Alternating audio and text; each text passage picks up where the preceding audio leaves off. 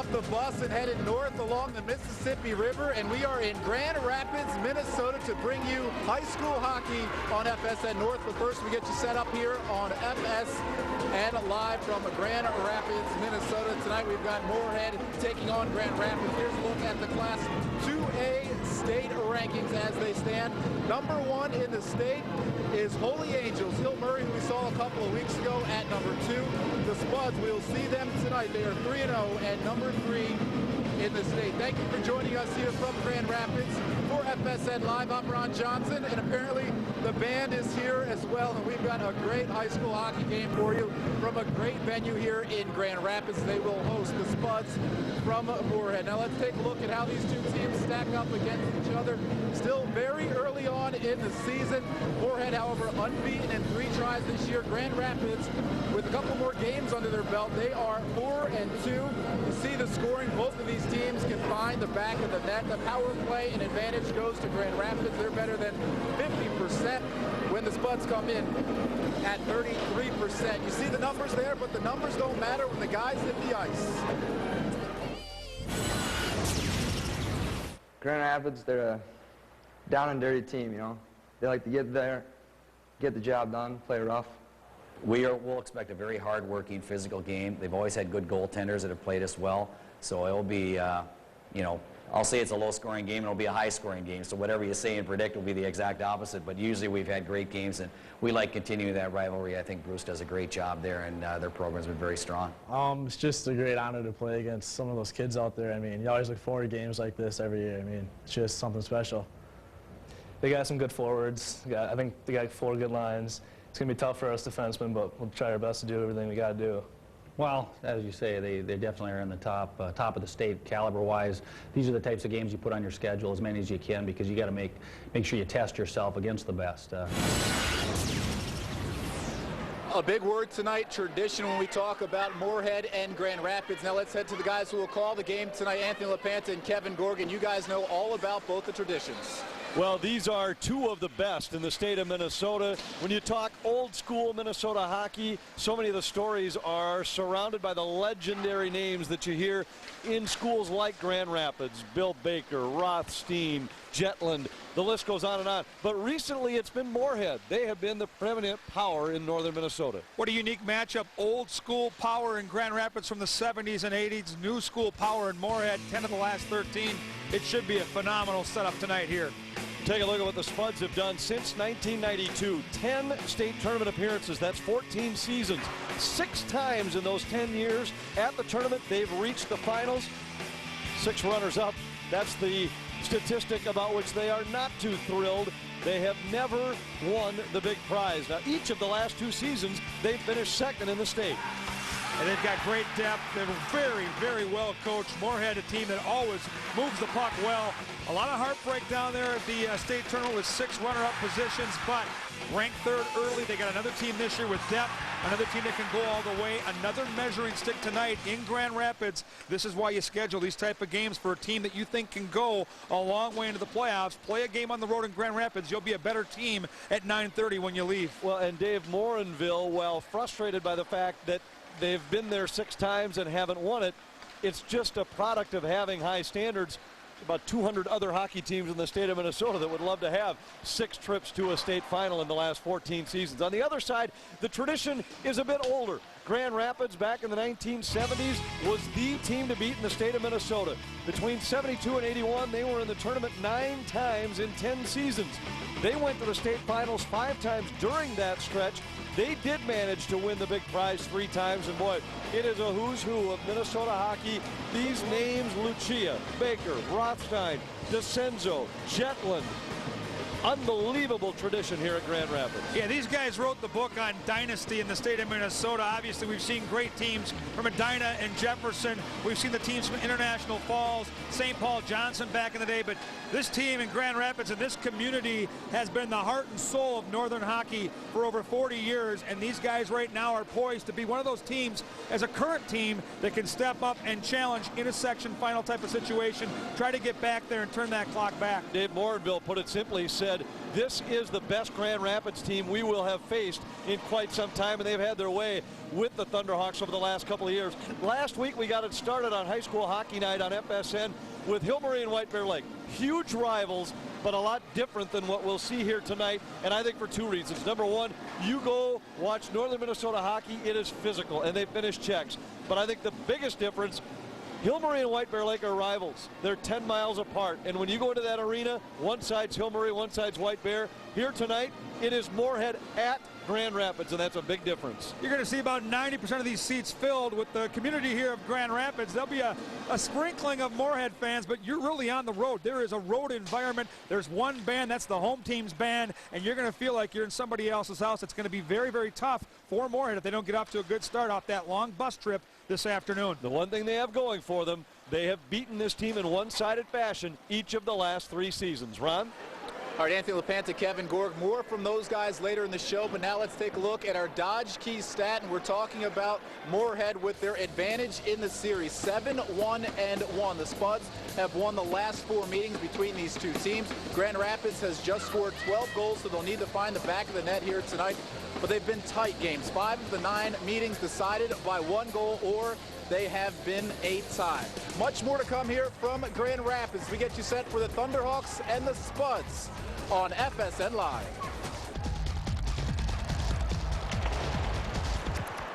America need right now? How about an assurance from Dodge? What would that be? Gas and scheduled maintenance for 2 years. A 60,000-mile limited warranty. Engine, transmission, oil changes, they're all covered. What does it mean to you? I can fill up my tank without emptying my wallet. Scheduled maintenance is taken care of. Gas maintenance warranty. What else is there? It's our Miles of Freedom plan. Now till the end of the year, get 2 years of gas and scheduled maintenance and a 5-year or 60,000-mile limited warranty on a great selection of 05 and 06 models. It's all taken care of. The year was 1981. We were the best college team in the country by far. 1 year that produced a lifetime of memories. I was compared to a country kid that played like a city kid. FSN North presents The Year That Was, 1981. From the North Stars' improbable run to the Stanley Cup Finals, to the final days of a place so many called home. People have awfully fond memories of that old ballpark, and I do too. The Year That Was, 1981. Sunday at 10 on FSN North. February 11th, on the frozen tundra of Lambeau Field, a new chill fills the air. It's college hockey on the frozen tundra as Wisconsin takes on Ohio State in the Frozen Tundra Hockey Classic. My goodness! Feel the chill of the Frozen Tundra Hockey Classic, presented by Oneida Casino, February 11th at Lambeau Field. Get tickets today at Packers.com.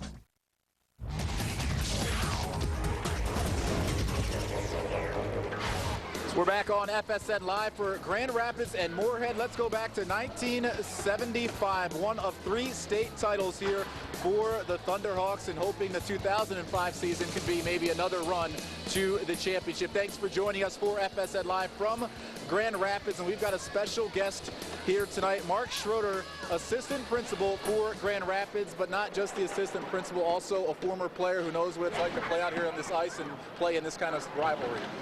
I certainly do. This is a great hockey arena, and there have been some real good hockey games played here. How about that run you guys had during the 70s and in the early 80s here with this program with the 3 state championships? You were a part of some of that. Yeah, you know, those were some real good hockey years, and I think you really got to attribute a lot of that to a lot of volunteer time and coaching and some great individuals who really worked hard to make this program go. And also during that time, some great individual stars passed through here, so it just shows what kind of tradition this school has. The school's got a real good tradition of hockey, a lot of extracurricular activities also.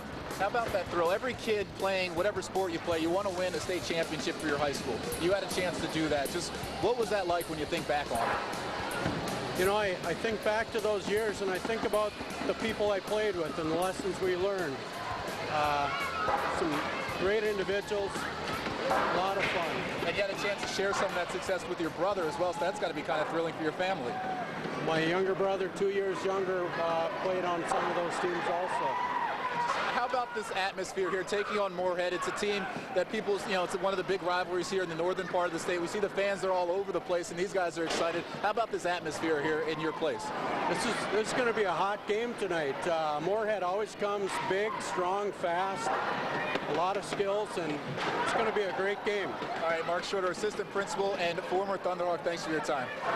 Thank you very much. Nice talking to you. All right, we've got much more to come here as we're getting you set up for a great high school hockey game in northern Minnesota here on FSN Live. We've got the Spuds and the Thunderhawks. FSN Live is presented by Menards. Save big money at Menards.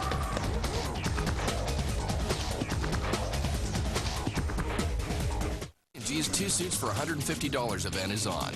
Right now, for a limited time, you can get 2 selected men's suits for just $150. That's less than the price of one at a department store. K&G Fashion Superstore. Oh, he went to Gordon's. Well, now that's a good start. Gordon's has been helping people find just the right gift for 100 years. Like this stunning gift set, all for only $1.99, all placed in a keepsake jewelry box. Just one idea from our past, present, and future collection, only at Gordon's Jewelers. What will you do for love this Christmas? When did he get so good at jewelry? Gordon's Jewelers, celebrating 100 years of love. You know those rating icons you see on TV? There's one made for everybody. They work with your television's parental controls to give you control over which programs your family enjoys. So you can choose between watching TVMA, which is perfect for grown-ups, to watching TVG, which is also perfect for grown-ups. For more information on TV ratings and the V-chip, visit this website or call the number on your screen. K&G's 2 suits for $150 event is on. Right now, for a limited time, you can get 2 selected men's suits for just $150. That's less than the price of one at a department store. K&G Fashion Superstore.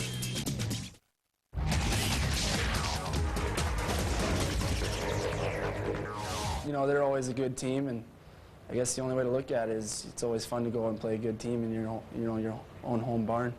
Can't beat it.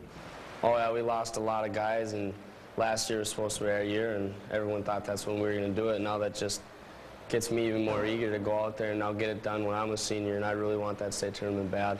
I'm going to do whatever it takes to get it.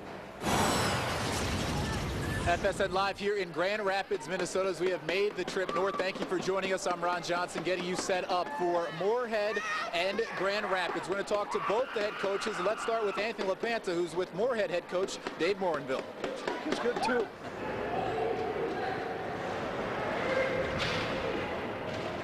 Well, thank you very much, Ron. Coach Morinville, a big test for your team. You have to travel all the way across the state and go up against one of the state's most storied programs. Yeah, Grand Rapids has always been a good team, and I'll tell you what, they got a great program. It's neat playing in this rink. I mean, it's a smaller rink, and the fans, and you really feel a part of the whole environment here. Big win for your team at Roseau earlier this week. Yeah. A game against a sectional rival, a game you had to battle down to the finish to win. Yeah, it was. I mean, Roseau's a very good team. I feel they're definitely a top 10 team, and I don't think we were rated. I don't think we should be where we are, and I think they should be rated, that's for sure, because I think that they're going to be a team that's going to test us, and we'll see them again in January. I know that'll be a great game. Big season of transition for the Spuds. So many seniors gone from last year, so little scoring returning, and yet your team's off to a very good offensive start. Yeah, we have. Our JV program's been pretty strong the last few years. Roy Sandvik's been our head coach there. He's done a great job, and you know, we get some kids that are a little seasoned, so that's been good. And you've also had some solid play at the blue line, and there's a known name there, even though it isn't the same guy we're thinking of. Everybody knows the name Lee when you talk Moorhead hockey. We do. It's Brian Lee's brother, John Lee, and he's a very good player. He's probably not as skilled, but I'll tell you what, he sure makes up for it with grit and determination. He plays a real gritty game, and all our defensemen have been playing very well. I thought that was one of our strong suit against Roseau. I was really happy with the way they played. Thanks, Dave. All right, thank you, Anthony. Coach Dave Morinville. Let's go over to Kevin Gorg. Thanks a lot, Anthony. Joined by Grand Rapids coach Bruce LaRocque. Bruce, you guys are off to a good start. 4-2 so far for the squad. Talk about how your team's identity is coming through and what you guys look for tonight. Well, one of our strengths has been our leadership in the locker room. We got 2 seniors and a junior captain, and they've done a great job this year of just getting the kids to get along pretty well. That's got to be one of our strengths. We've been happy with our goaltending thus far, and that's going to go a long way for us, I think. Talk about playing a team like the Moorhead Spuds. They've been one of the best in the state the last 10 years, maybe the best team last year without winning the title. They've taken it to you guys. What would a game tonight, maybe a win against the Spuds, mean to your hockey program paging forward here the last couple months of the season? Well, we need to go beyond just competing with some of the better teams. We need to make sure we are confident that we can not only play with them but beat them, and this is a great opportunity for these kids in our team and for the town of Grand Rapids. But most importantly, we got to continue to build our abilities on the ice and build that confidence to be able to win those types of games. Talk about your section. Again, one of the toughest sections in the state. Obviously, scheduling these type of games should make a difference for your hockey team when it gets down to crunch time, when you have to win, when it's never say die. Hopefully some of these games will carry over to that situation. Well, yeah, you've got to get not only one line, you got to get 3-4 lines ready for the playoffs. And these are the Moorheads are the type of teams that have those 4 lines deep, and every kid's got to get used to playing at that speed and that strength and doing it for three periods of 17 minutes of hockey. And hopefully playing the Moorheads, Edinas, Eden Prairies is going to get that done. Thanks a lot, Coach. We're going to send it to Ron Johnson right here on FSN. All right, thank you, Kevin. More from Kevin and Anthony to come later in the show. We are getting you set up for what we hope will be a great hockey game here in Grand Rapids. The number 3 Spuds and the Thunderhawks. We're getting you set here on FSN Live.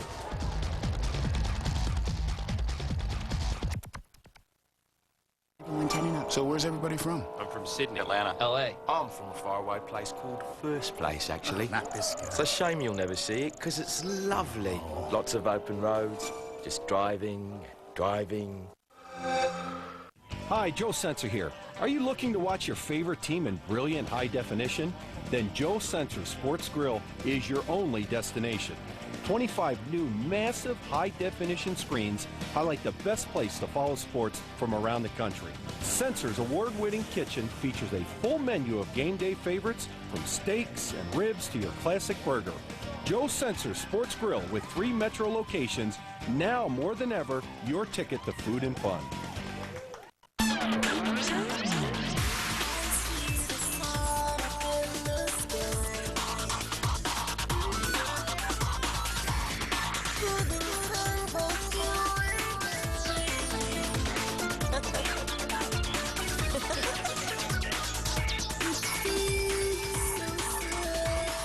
Wisconsin, life's so good. Call 1-800-432-TRIP or visit travelwisconsin.com. What does the future hold? Can luck shine down on the high-flying Hurricanes? Or will fate be kind to the Wolfpack? And can Valparaiso's good fortune help pull off the upset? Or will #1 Duke's high-powered assault take them down? ACC Sunday Night Hoops this week on FSN. Fernandez and Rolison have formed a terrific tandem between the pipes in Minnesota. But can they shut down one of the West's highest scoring attacks? Joe Sakic and the Avs. Wild. Avalanche. Thursday on FSN North. You're watching FSN North. We're back at the IRA Civic Center in Grand Rapids, Minnesota, getting you set up for high school hockey here on FSN Live. We've got the Spuds and the Thunderhawks, and we hope this will be a competitive game as we go back to Anthony LaPanta and Kevin Gorgan. Guys, my prediction, the team in black and orange wins here tonight. I like your chances there, Ron. You got to go to Vegas with insight like that. I've got another prediction. The team that gets better play between the pipes will win this one tonight. And so far this season, both teams have been solid, not necessarily spectacular. Chris Kundi's been getting the call for Moorhead. He's won 2 out of their first 3 games for them. He will get the start tonight. Yeah, Kundi, prototypical Moorhead goalie. He's got good size, very fundamentally strong. A nice tradition of goaltending up in Moorhead. Look at the way he squares to the puck. He takes up a lot of that net. Very, very tough goaltender to beat. I think he'll be a big-time key for this team if they're going to have success, not only here tonight, but into sectionals and trying to get back to that state tournament. And Kundi coming off of that big win against Roseau on Tuesday night. On the other side, it's Ryder Jensen for Grand Rapids. He's been off to a brilliant start this season. In fact, Bruce Larock says he's the biggest reason why they're 4-2. That's the biggest improvement they've made these last couple of seasons when they've been blown out by teams like Moorhead.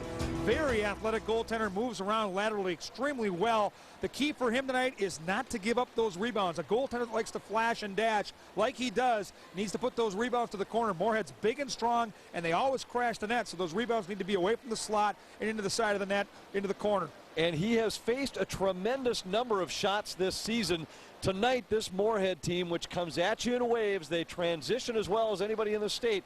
He's going to get a workout tonight. You got to figure between 30 and 40 shots, and you got to figure they're going to be quality shots, especially in those odd number situations like you talk about. Moorhead's defensemen like to get up in that rush. He'll see 2-on-1s. He'll see 3-on-2s. He's going to have to be able to move left to right and right to left and play those angles, get out and challenge, because Moorhead's always got snipers. Moorhead has snipers, and their top line is one of the best. It's centered by Jordy Christian, a man about whom we talked earlier. 6 points already this season. Jake Krause can really fly on the right wing as well for Grand Rapids. This line has been their go-to line all season. Patrick White is really the key, but let's talk first Jordy Christian. A talented player. Dave Morinville said, quite simply, he's got the best skills on our roster. Well, speed kills in any sport, but especially hockey. And a name like Christian comes with hockey skills and hockey savvy, but that speed that he possesses can take an even number situation, 1-on-1 or 2-on-2, and turn it into a break and a great scoring chance. On the other side, Patrick White, 32 points a year ago. As a sophomore, now he's back for his junior season and has a dozen points already. You look at him, he's not very big physically, but boy, can this kid shoot the puck. And Grand Rapids does not have the depth up front that Moorhead has. So that guy and his line have got to take charge. They've got to carry the play and not only score goals, but take over the tempo of the game. Put Moorhead back on their heels, get this crowd into the game, and draw some penalties. And especially when you consider, as we talked earlier, about the struggles they've had against the Spuds over the last 3 years. They've allowed 24 goals in 3 meetings against this Moorhead team in the last 3 seasons. And Bruce LaRock knows that the only way he can stem that tide tonight is with a solid effort from his first line. And we asked him what make that trio so special. You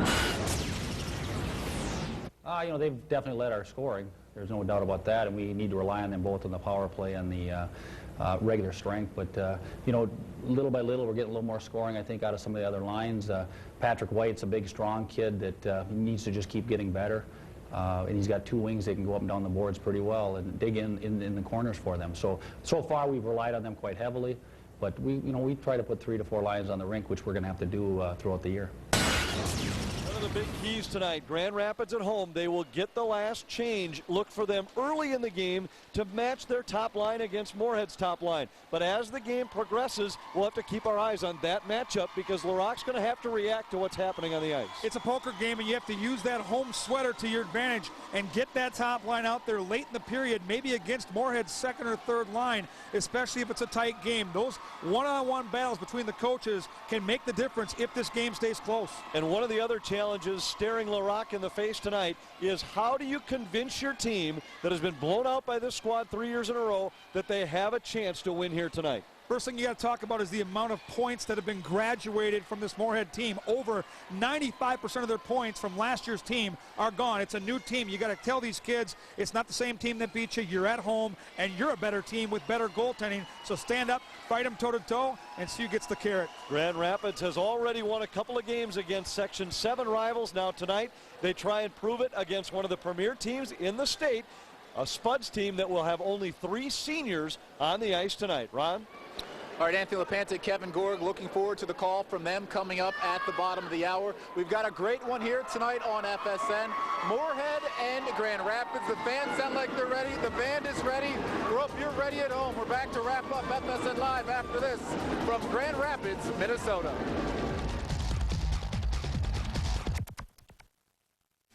Shop Menards for all of your holiday gifts. Add convenience with a Genie screwdriver garage door opener. This model with remote and wall mount button is only $129. This model comes with 2 remotes and a deluxe wall control, $158. Battery chargers are also a great gift. 12-volt peak digital chargers are 2 to 3 times faster than conventional battery chargers. This model is only $19.99 after rebate. Plus, a Menards gift card always makes a great gift.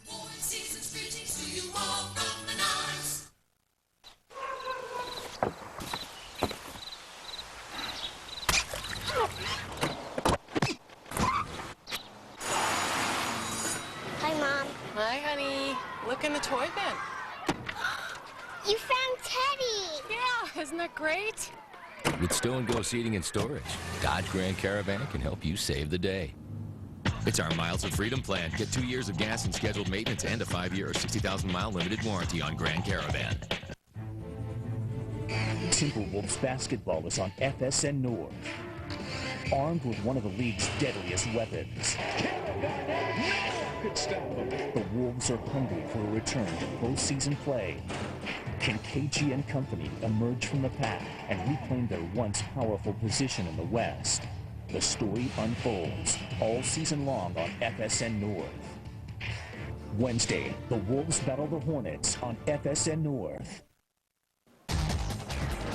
FSN Live has been presented by Dodge. You can take life as it comes, or you can grab life by the horns. Dodge.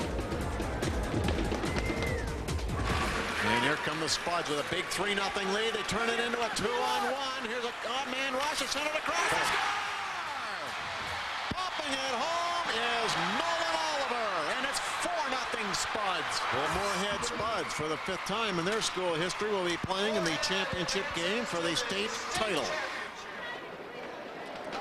The Moorhead Spuds hoping for another championship game run this season, but first they've got a tough one here in Grand Rapids against the Thunderhawks. Thanks for joining us for FSN Live, getting you set up for face-off at 7:30. I'm Ron Johnson, and we've got some more games coming up on our schedule, and it all starts again tomorrow night as we make the trip to Duluth, and we will have Duluth East as they will take on the same Spuds here from Moorhead. Then on Monday, it's back to the Twin Cities, a 7 o'clock start. Mounds View and Wayzata will get you set up with FSN Live. Tuesday, it's time to go south. Rochester John Marshall hosting Rochester Century, a 7 o'clock start with the pregame there. Then December 27th, how about 4 games on the schedule from the Xcel Energy Center in downtown St. Paul. The Swan Cup starts at noon, so a big day of high school hockey December 27th, and hoping for a big night tonight from Grand Rapids as they host the number 3 ranked team in AA in the Spuds from Moorhead. It should be a great one. Anthony LaPanta and Kevin Gorg will have the call in just moments. The fans around here are all ready to go. The band is fired up as well. We hope you are too. It should be a great one here as we have brought the show to northern Minnesota to bring everyone statewide some great hockey from the state of Minnesota at the high school level. So it's Moorhead taking on the Thunderhawks from Grand Rapids. Stick around after the game for the post-game show. We'll have highlights and reaction from this one here at the IRA Civic Center in Grand Rapids. Moorhead comes in at 3-0 on the year. The Thunderhawks are 4-2. The Spuds ranked 3rd in the state. It should be a great one. Moorhead visiting Grand Rapids. Anthony and Kevin have the call in just a few moments. Thanks for joining us for FSN Live. Whole family to agree on toppings isn't easy. So we rearranged families by what they like. Pepperoni, follow me! Are you sure she's sausage and peppers? Do I have any ham and pineapple? Then we had a better idea. Yeah, give them the new extra large, more for all pizza from Pizza Hut. 4 individual pizzas topped any way you want. Create 1 extra large pizza, all just $13.99. Now everyone gets more of what they love. Gather around the good stuff. Go to PizzaHutMN.com and play the Mascot Challenge to win free food and prizes. Dish Network Pay-Per-View gives you 3 easy ways to order your favorite movies, sports, events, and adult entertainment. It's as simple as pressing a button when you order pay-per-view by remote. If you're on the web, go to dishnetwork.com/PPV and order online. Or call 1-877-DISH-PPV to order by phone. All the latest movies, sports, events, and adult entertainment are right at your fingertips. And with 3 easy ways to order, nothing could be more convenient. Order Dish Network Pay-Per-View today. There are chokeouts. It's over! There are tap-outs.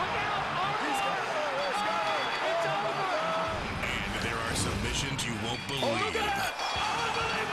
For the first time ever, Pride Fighting Championships has assembled its best submissions on one pay-per-view. If you love the sport of fighting, you've got to see Pride Fighting's Hardcore Submissions Volume 1. Playing this month on Dish Network pay-per-view. The year was 1981. We were the best college team in the country, by far. 1 year that produced a lifetime of memory. I was compared to a country kid that played like a city kid. FSN North presents The Year That Was, 1981. From the North Stars' improbable run to the Stanley Cup Finals, to the final days of a place so many called home. People have awfully fond memories of that old ballpark, and I do too. The year that was 1981, Sunday at 10 on FSN North. You're watching FSN. Minneapolis may be the center of just about everything in Minnesota, but the northern portion of the state possess small cities with big hearts, drenched in the tradition of the state's most coveted sport. Tonight, we're hours away from the lifestyle of the big city to relax in small-town Minnesota and bring you high school hockey night. The Spuds have traveled across the state, and tonight in a matchup of two of northern Minnesota's premier programs, it's the Spuds and the Thunderhawks.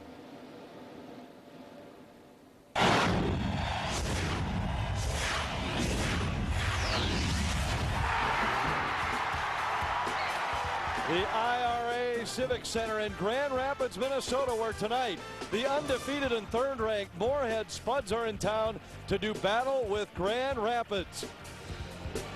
The Spuds perfect on the year after a big win at Roseau on Tuesday night, and the Thunderhawks 4-2, coming off of equally impressive victories earlier in the week. A big win at Brainerd has them poised for this matchup here tonight. Hi everyone, welcome to High School Hockey Night on FSN North with Kevin Gorg. I'm Anthony LaPanta. And Kevin, when you talk northern Minnesota hockey, we're talking about two of the best programs right here. No doubt about it. Old school power in Grand Rapids, 70s and into the 80s, 3 state championships. The new school power from Moorhead, Coach Morinville, a fantastic coach. They've been there 10 times in the last 13 years, 6 championship game appearances, still 0 titles, but knocking on the door once again. When you are in northern Minnesota, you are representing not just your team and your classmates, but the entire community. I think it's just the tradition. You know, you're going back, you have rivalries that date back, 50, 60 years to the early days of hockey. Those old state tournament games where you have the Roseaus versus Warroads and all those older games where you're really just playing based on tradition. It just means a lot, seeing all the old days and all those banners hanging up in the building. I mean, it just feels really special to be part of something that's long-lasting tradition like that. All the talk around Grand Rapids this year is that this might be the season they return to that dominant status. And if they're going to do it, it's going to have to start with their top line. And so far this season, they have produced 30 points for the top 3, 11 for the second line, 5 for the third. There might be some problems of a little bit too top-heavy, but boy, when you start with Trevor Hicks, a man who's been off to a brilliant start this year, you have something special. You do. These guys have a lot of rink savvy. They play well off each other, and if Grand Rapids is going to be successful, they don't have the depth that Moorhead has. That top line is going to have to score goals, going to put pressure on that defense for Moorhead, drop penalties, and take over the game because, again, that top line is the only way Grand Rapids can beat this Moorhead team. As good as Grand Rapids was back in the 70s, Moorhead has been just as good over the last 14 years. They've been to the state tournament more times since '92 than anybody in the state of Minnesota. 10 trips. And this year they may well be heading back. A guy with a well-known hockey name could lead the way. Jordy Christian, the nephew of 1980 gold medal winner Dave Christian. Yeah, a name synonymous with the history of hockey in Minnesota, and a player with all kinds of speed that can take over a game. What I like about Christian is it could be a one-on-one or a two-on-two situation. His speed to the outside or splitting the D can turn it into a break right away and put pressure on those defenders for Grand Rapids. The Thunderhawks on their home ice will be trying to snap a string of dominance by the Spuds. Moorhead has blown them out 3 years in a row. We'll drop the puck next. I'm thinking of a number between 450 and 850. Do you know what it is? It's my credit score, and it happens to be 720. The higher my credit score, the better chance I have of saving a lot of money. Do you know your credit score? Do you know what's in your credit report? You can find out right now at freecreditreport.com. You can even print it out if you want to. How much easier could it get? Log on to freecreditreport.com. That's freecreditreport.com.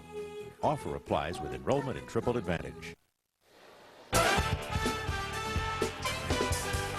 Welcome back to the IR Civic Center in Grand Rapids, Minnesota, where tonight the Spuds and the Thunderhawks are set to go. The Spuds in black, The Thunderhawks in their old school orange uniforms and we're underway. Playing the Grand Rapids zone, and it's relayed in by Zach Morse. Early chance, but it hits the side of the net. Bodies go hard against the end wall, and the Spuds gain control in their own zone. Michael Weiss, a penalty coming here in the opening 30 seconds of the game, and Grand Rapids is going to get a power play chance. Tony Clapton with it. Sends it through neutral ice. It's relayed in, and we will get a face-off. In the nets for Moorhead, and a man who will be tested here early, Chris Kundi. Kundi off to a good start this season for the Spuds. Big, strong, fundamentally sound, going to be tested early here with a power play for Grand Rapids. Great job by Grand Rapids. 3 forecheckers in deep. Hicks, one of the go-to forwards, draws the early penalty. A big opportunity to get the crowd into the game here for the Thunderhawks. Tripping the call, and Grand Rapids goes on the power play. This power play has been very good this season at 21%. Spuds have struggled on the penalty kill, just 70%, and Dave Morinville said it was a point of emphasis all week in practice. Physical play in the corner. Patrick White with it. Digs it out for Hicks on the far wall. Out to the point. Staysko with a drive. Now at the near side, Jared Smith pinching in to keep it alive for the Thunderhawks. Hicks in behind the goal. Out to the point, Staysko. Across for Smith, who partially fanned. In deep, it's Patrick White. Leaves it for Morse up against the wall. Rolls it around behind for Hicks. Hicks on the far side across to Smith. Sends it out front, and it's steered aside by Kundi. White got there on the weak side post, nearly a tap-in. Staysko a drive. It was tipped up front, up and over the top of the goal. Halfway through this power play for Grand Rapids. Kept in at the point by Staysko. He dumps it in. Morse in behind the goal. Fights through a check from Lee. Now Lee comes away with a puck for a moment. Maher has it for Grand Rapids. Throws it in behind the goal. And it's taken away by Hedman. And Hedman's able to send it all the way out to center. Staysko back in. Good attack zone time for Grand Rapids. Not enough shots to the net. And they've got to hit the target when they get their chances. Now to the near side. Kraus can't clear. Oh, and it rolls right through the crease. Kundi didn't know where it was. Rebound wide open net, just trickled right down the goal line, dancing just wide. Wooler for Grand Rapids, circling. Impressive power play for the Thunderhawks. A long shot. That was tipped and stopped by Kundi. Rapids leaves it in behind. John Lee is there. He takes a hit, loses his stick. The Spuds are back at full strength. Rink-wide pass is off the mark, and this will be icing against the Spuds. What a start for Grand Rapids. Their goaltender is Reader Johnson.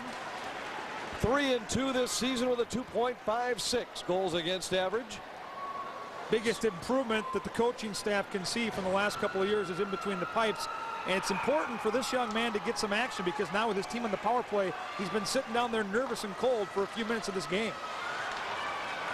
Spuds come out to center ice. Thielen had a big goal Tuesday night, the overtime winner against Roseau. Just a sophomore, it was his first varsity goal.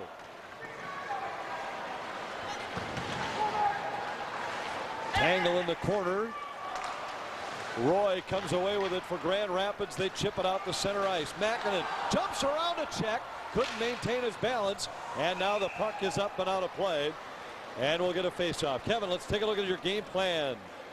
Well, in these big games, you got to isolate on what you need to accomplish. And for the Spuds with that depth, they've got to use that. They got to get out there and get all 3 lines cycling the puck. The Thunderhawks want to keep the tempo slow. You don't want to get into an up-and-down run-and-gun game like this. But both these teams have got to do a better job in D-zone coverage. Early in the year, they've given up a lot of shots and a lot of quality scoring chances. Spuds with it in their own zone. Matt Penner. His pass at center, tipped into the zone by Christian. Watch the Spuds in transition. They are so quick to go defense to offense. Christian across the red line, dumps it in. Staysko back to pick it up for Rapids, around behind the goal. And Hicks leads the breakout, dumps it from his side of the red line. Puck was deflected by a man on the bench, so we'll get a face-off. Let's take a look at the ratings in Class AA. Moorhead number 3. Grand Rapids not shown here, but number 12 in the most recent rankings. Yeah, the team that looks much improved, Holy Angels #1. Hill Murray had a scare last night against St. Thomas Academy, actually down 5-4 early in the third, rallied for an 8-5 victory. And there's Moorhead #3. They've been used to that top 10 placing. They're right back where they have been the last 13 years. Duluth East at #9. We'll see the Greyhounds tomorrow. Coming off a tough loss last night at the hands of Cloquet. They were blanked by the state's best goaltender. Dietz in behind for the Spuds. Sends it out to the point for Lee. Back to Dietz. They play catch on the near wall. A shot was tipped out front and goes just wide of the goal. Clafton in behind for Rapids. And the Thunderhawks dump it out to center ice. John Lee hustling back after it. Younger brother of last year's Mr. Hockey, Brian Lee. Boy, the Spuds defensemen, they are so quick to pinch in the offensive zone. Grand Rapids going to have to get their wings down low in the breakouts, have to keep their heads up because the Spuds are all over the place with their D being aggressive. Roy walks through traffic to his backhand, and he's forced to the outside by Penner. Nifty hands from the sophomore Rob Roy. Puck comes into the Grand Rapids zone. Stace back after it. Sends it out to center ice, and it's tipped up into the Moorhead bench. Just about 5 minutes into a scoreless first period from Grand Rapids. Coach Lucia, Coach Stubber, wow.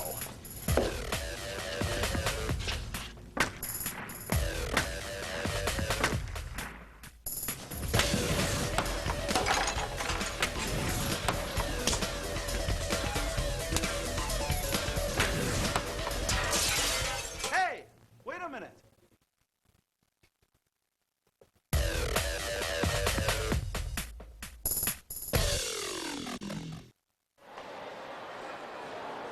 Welcome back to high school hockey on FSN North. There's a good look at the Grand Rapids head coach, Bruce LaRocque.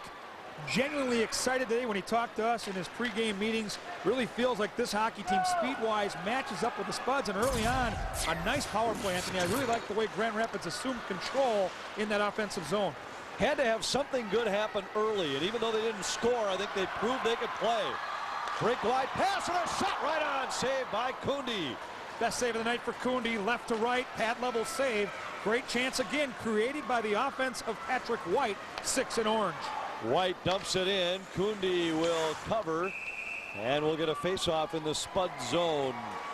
Bruce LaRocque, a part of Grand Rapids tradition now as a coach, but he was a part of things as a player as well. Played in the 1981 state tournament for Grand Rapids. In fact, had a goal in a quarterfinal loss against Bloomington Jefferson, a loss that still stings him a bit. They let a 3-1 lead get away and lost in overtime 4-3 to the eventual state champs. Shot that was deflected out front. I'm not sure Kundi ever saw it. Rink wide pass is tipped ahead, and it's a chance for Weiss. Weiss in alone, save by Jensen. What a pad save that was. Near side shot, great little shot on the breakaway. You talked about that transition. You turn that puck over, the Spuds will make you play. And I tell you, they came right back off their defensive zone and boom, on a lone breakaway. Clafton's long pass is tipped into the zone by Wooler. Wooler lost it, and now John Lee for Moorhead. To the wall and out to center ice. Nitskorski dumps it in as the Spuds make a change. Thunderhawks back the other way, but a pass off the mark intended for Roy. All the way down and icing against Grand Rapids. A face-off coming back in their zone. Here you see the breakaway, and again, the speed of the Spuds. That's a real smart-looking shot as Dietz made that play. Right-handed shot coming in lone, and again, off a turnover. The two defensemen for Grand Rapids miscommunicate, and the speed of Moorhead, when you turn that puck over, they're going to come right down the slot on you. Long shot right on, Pat save Jensen, and the rebound goes wide of the goal. Stone at the near point, walks around one man, sends it in on goal. It was tipped, I'm not sure if it reached the net, winds up in the corner. Stone pinching in at the near point, can't keep it in, and here come the Thunderhawks. Glorb again, centers, and a pad save by, once again, boy, has Cooney been sharp early. Well, he moved so well left to right, and that was a terrific 2-on-1 execution by the Thunderhawks, but just a better save, and both these goaltenders look razor sharp early.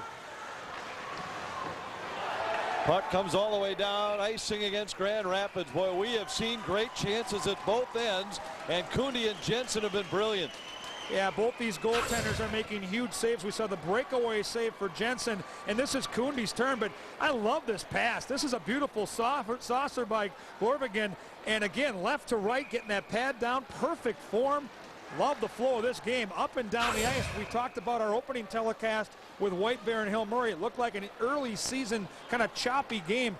Not so tonight. Both these teams have their offense clicking. The passing's good, and you can see the offensive skill on display here. This is going to be a real entertaining hockey game to be a part of.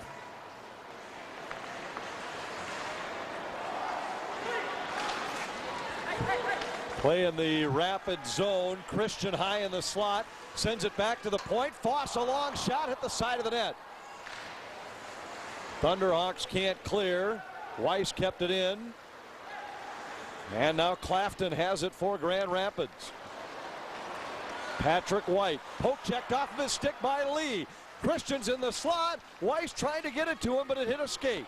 Got to take care of the puck in your own end if you're Grand Rapids. 3-on-3 at center ice. Long shot by White, but it's just offside. And a faceoff coming in the neutral zone. There you see the top gun in orange. Patrick White, the center for Grand Rapids. A little too much space. They kind of stood around in the D zone, and they allowed Christian for Moorhead, number 11 in black, to kind of wheel around and set up a defender from the point with the shot that just missed to the near side. You're going to play this team in the D zone. You got to get up in their face and take away space and be physical with the Spuds. Centering pass, a backhand rolls toward the goal, never reached the net. Couple of bodies go down, and finally Grand Rapids is able to clear to center. Smith sends it right back in for Moorhead. Going to the far corner. McInerney was bumped and lost the puck. To the line, but not out. A long shot right on. And an easy stop for Jensen, one of the few easy ones he's had so far tonight. Poked out to center ice by Maher, but turned right back in by Ambrosi. Wooler back to pick it up for Grand Rapids. And now a couple of bodies go down. We'll get a whistle.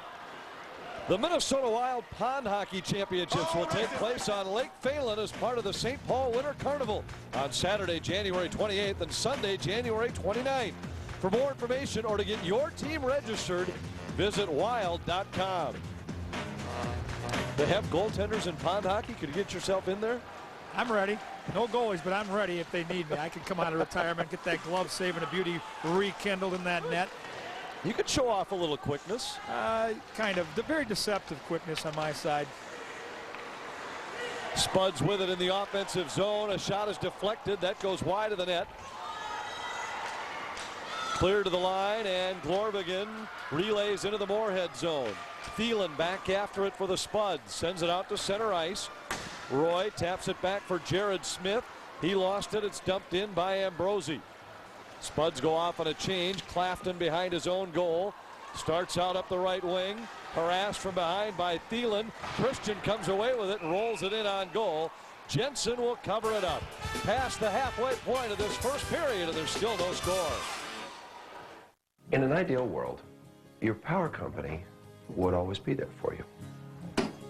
They'd always invest in the most reliable technology out there, and they do it all just for us. Well, that's just what it's like being a member of our electric co-op. And when we hit the switch, we know exactly what's going to happen. When we shine, Minnesota's Touchstone Energy Cooperatives are locally owned by the members we serve. The man that's built a dynasty up in Moorhead, folks. Dave Morinville, 152 wins, 50 losses, 18 ties. This after starting out 32-29 with a couple of ties. So this guy has really got a program that has taken over the northern part of the state as a program to be a benchmark each and every year. And now they've got a power play to try to get that early lead on the road. Interference against Jared Smith was the call, and Moorhead goes on the power play for the first time tonight. Spuds at 33% so far this year. And here's a chance right away. A shot, pad save by Jensen, rebound, and it was hammered just over the top of the goal. Can't give those rebounds to the Spuds in the slot. Those pucks have got to go to the corner. These forwards will be crashing. Penner, near point, Stone walks in, shoots, stick save by Jensen. Rebound to the corner. Kraus is there. Kraus hands it off for Dietz. Dietz walks to the slot, loose puck, and a goal! Jake Kraus left alone in the slot, and he literally had half a net. He buries it, his 4th goal of the year, 8th of his career, and the Spuds are on the board first. Well, they've got speed, they've got skill, and now they show they've got physical strength. If we end up with a couple of Grand Rapids players on their backside, you look at the 3 killers. Look at all 3 killers trapped down near the crease. Now 4 killers down near the crease. The puck comes out in the slot, and that's poor positioning by the penalty killers for the guys in orange. 4 players with about a 10-foot square radius. Now, of course, the puck always ends up on goal scorer sticks. It's Jordy Christian that chips one home, and the Spuds get exactly what they need, a lead on the road. Dietz and Christian pick up assists. Here's another chance. Jensen down, and he covers up. Christian and Dietz the assist. Kraus' 4th goal of the season on the power play. And Moorhead leads 1-0 as we head into the late stages of the first period. Yeah, you get traffic in front of this goaltender. You get tips, you get screens, and this is what Moorhead likes to do in the offensive zone.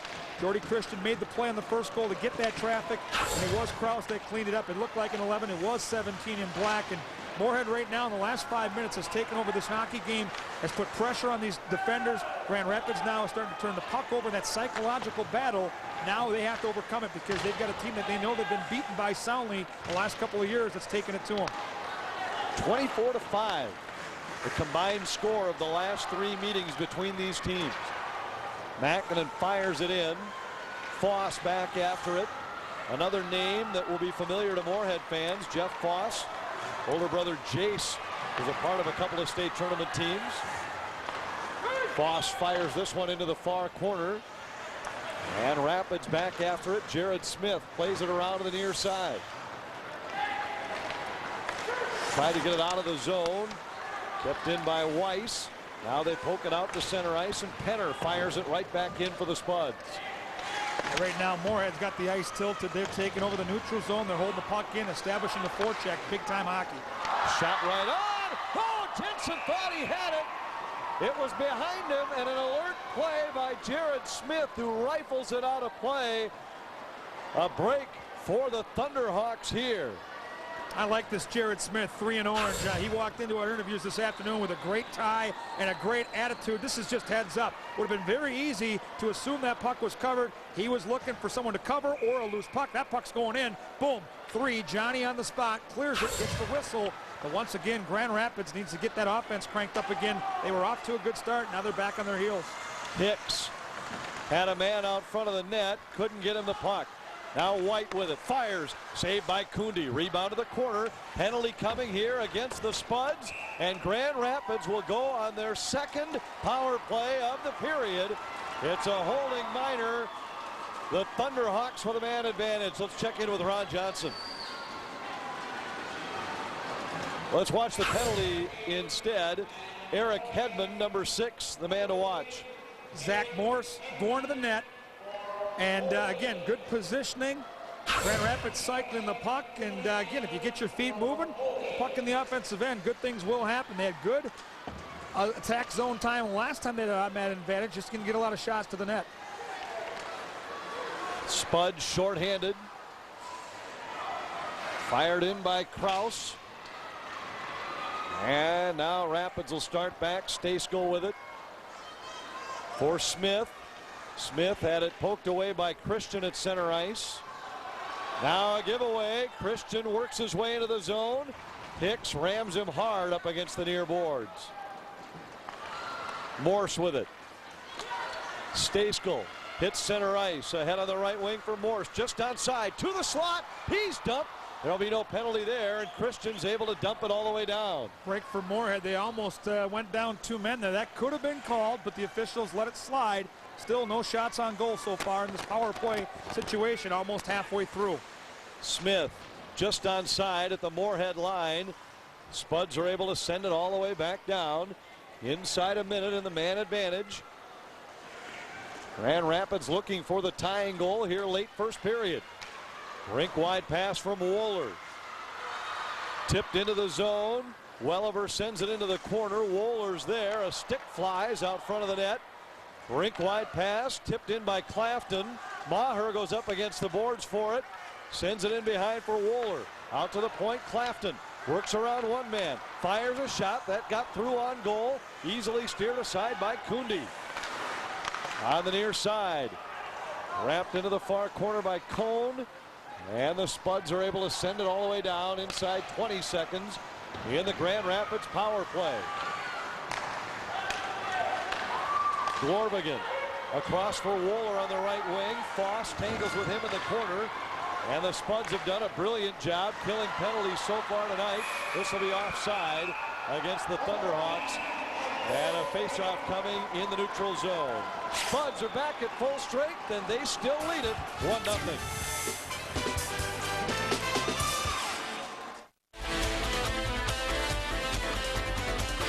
Enjoy the great outdoors every Saturday and Sunday morning on Fox Sports Net. Brought to you by Markham Technologies, creating products for serious outdoor enthusiasts.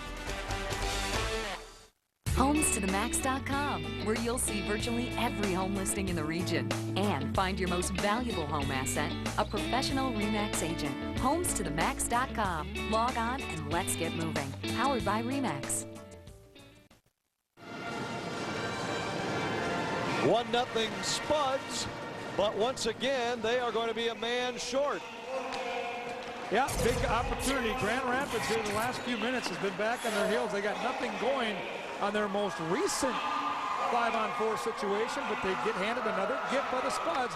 A great chance to get this crowd back in the game and knock things up at 1, but Moorhead really establishing some dominance on this penalty kill. Third power play of the period for the Thunderhawks. Stejskal. Pass was off the mark at center, and the Spuds wrap it right back in. Jared Smith back after it. Final 2 minutes of the first period. The only goal scored by Jake Kraus for Moorhead. Here's Kraus again. Kraus walks in, Jensen's down, and he somehow got the elbow on it. A diving save, but Grand Rapids really standing around right now, looking for someone else to take the puck and carry it. They got to get the feet moving. White fanned on it from the slot, and it's dumped out of the zone by Hedman. That's a giant save in net, by the way, for Jensen, because if Moorhead goes up 2 there with a shorty, just sucks the air right out of the building and puts Grand Rapids in a horrible hole. Tony Clafton up the right wing. His pass was too far for Wohler. Boy, Rapids has been off the mark here for the last 6 minutes. Yeah, they got up to a terrific start the first half of the period. They had good puck movement. They were using their feet. And ever since that midpoint of the period, Moorhead has shown much better speed, much better puck movement. They've taken over the hockey game. Here's a chance, and the puck squirts free to the far point. Kept in by Cone. The shot is relayed just wide. Final minute of this first period. Final 20 seconds of the power play. Wohler in the corner. Walks out. Tried to get it to the point, and it's intercepted and cleared out by Ambrosi. Good one.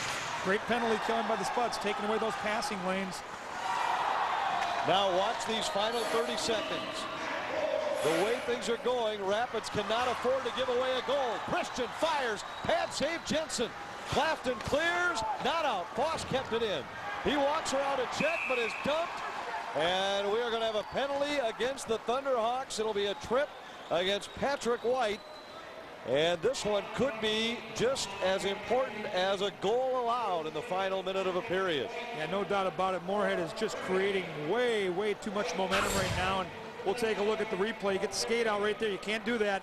Took the skate out, took the feet out from the player that he's defending. And now not only are you shorthanded, but you got one of your top players in the box.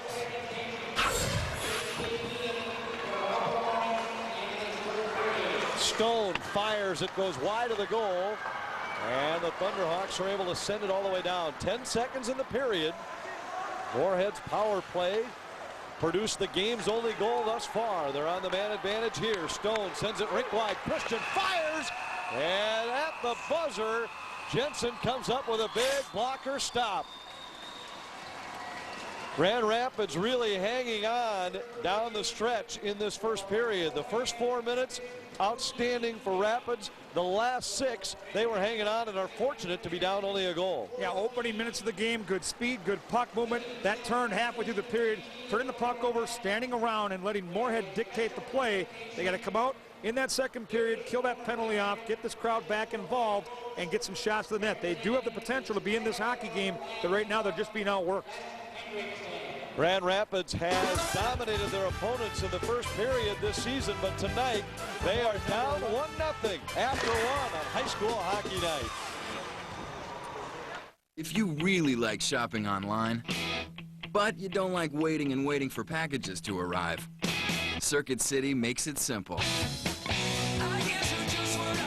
Just choose the in-store pickup option at CircuitCity.com and your order will be ready for pickup in 24 minutes or less. If it's not, we'll give you a $24 gift card.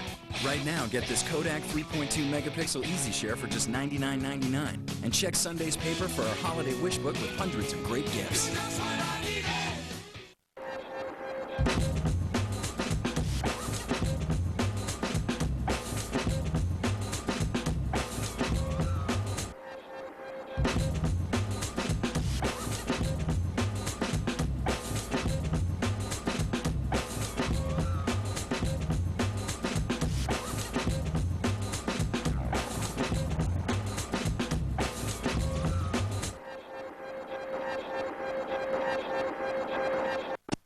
Want to hang out with an NFL receiver?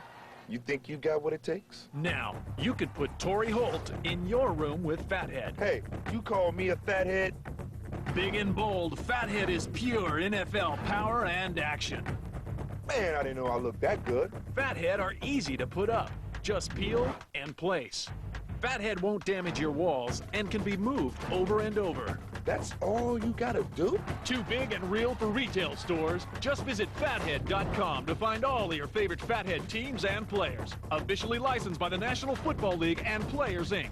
Favre, McNabb, Vick, Urlacher, Barber, and Torrey Holt. Go big, go real. Go get a Fathead right now. They're gonna be gone soon. Fathead. Go big, real big.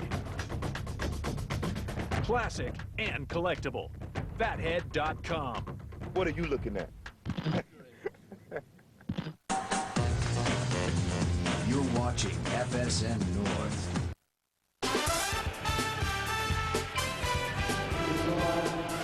One nothing here with Moorhead over Grand Rapids on FSN North Hockey Night. And how big is that to get the first goal of the game, Jay Krause? Oh, it's real big. We had a power play early. Got a good shot from the point. There was a big schmozzle in front of the net. I was just sitting back, puck came out, and I slapped on the rebound. I love schmozzle, but you guys have had a lot of opportunities, both teams really, but you're able to get the advantage. Yeah, a lot of teams had a lot of opportunities. They had a lot of opportunities late. They're calling a lot of penalties. We're just going to have to play tough and stay out of the crap. And the special team's been a big key. You said they've called a lot of penalties. You scored on the power play. Yeah, they've been calling a lot of penalties, and we just got to get the puck to the net and take advantage.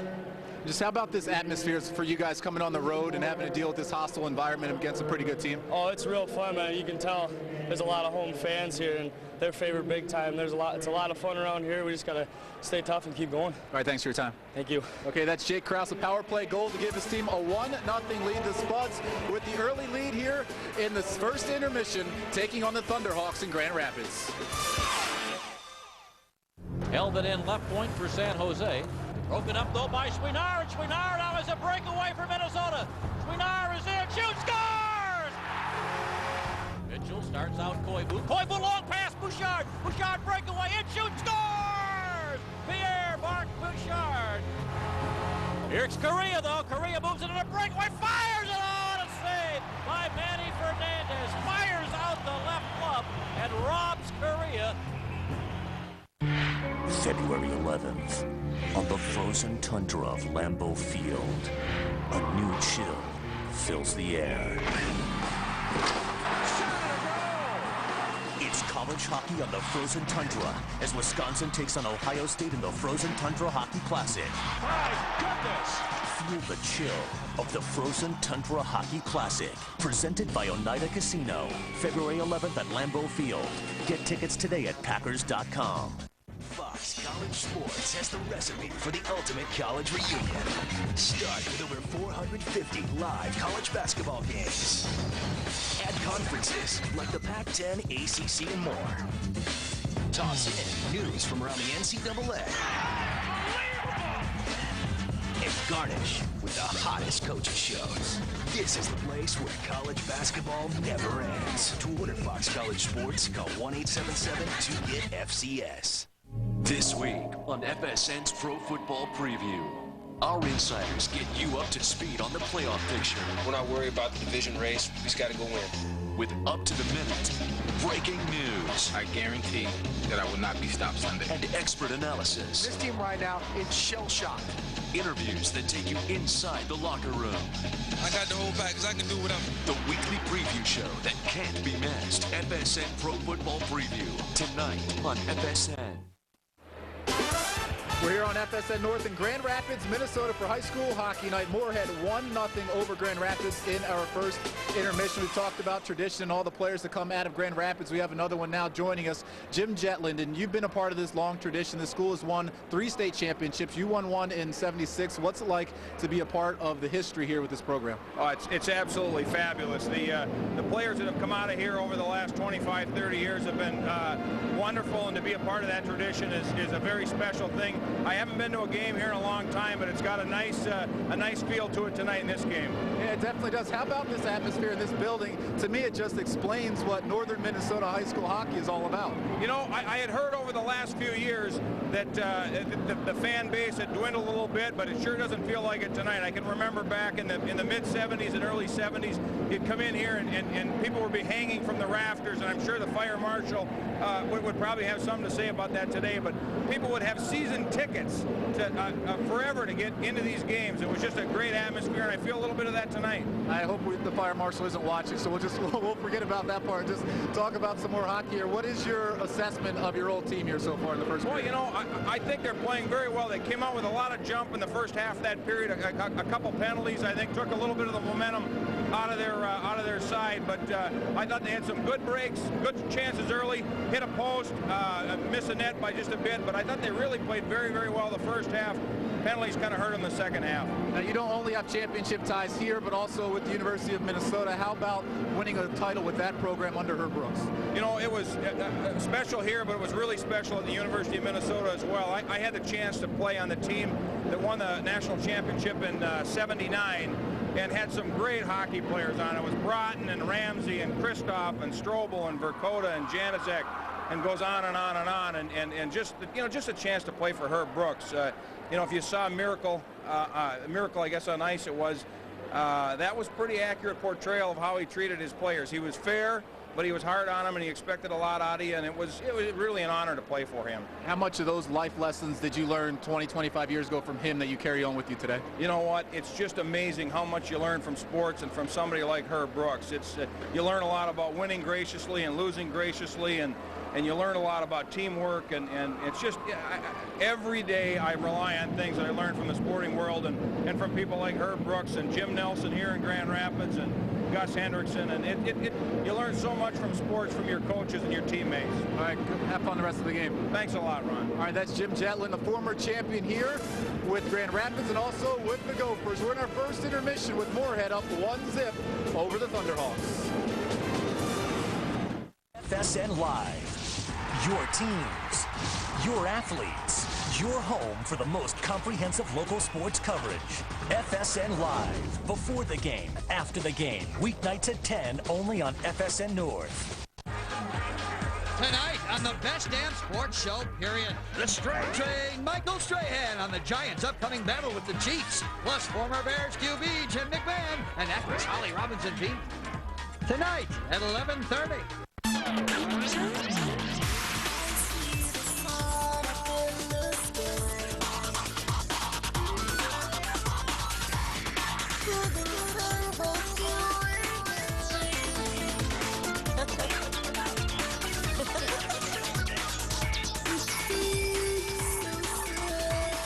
Wisconsin, life's so good. Call 1-800-432-TRIP or visit travelwisconsin.com.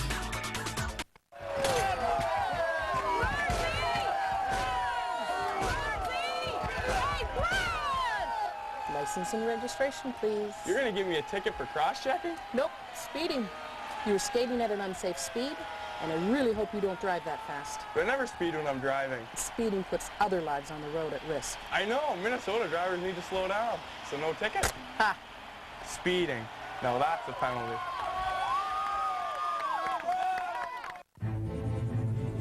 Timberwolves basketball is on FSN North.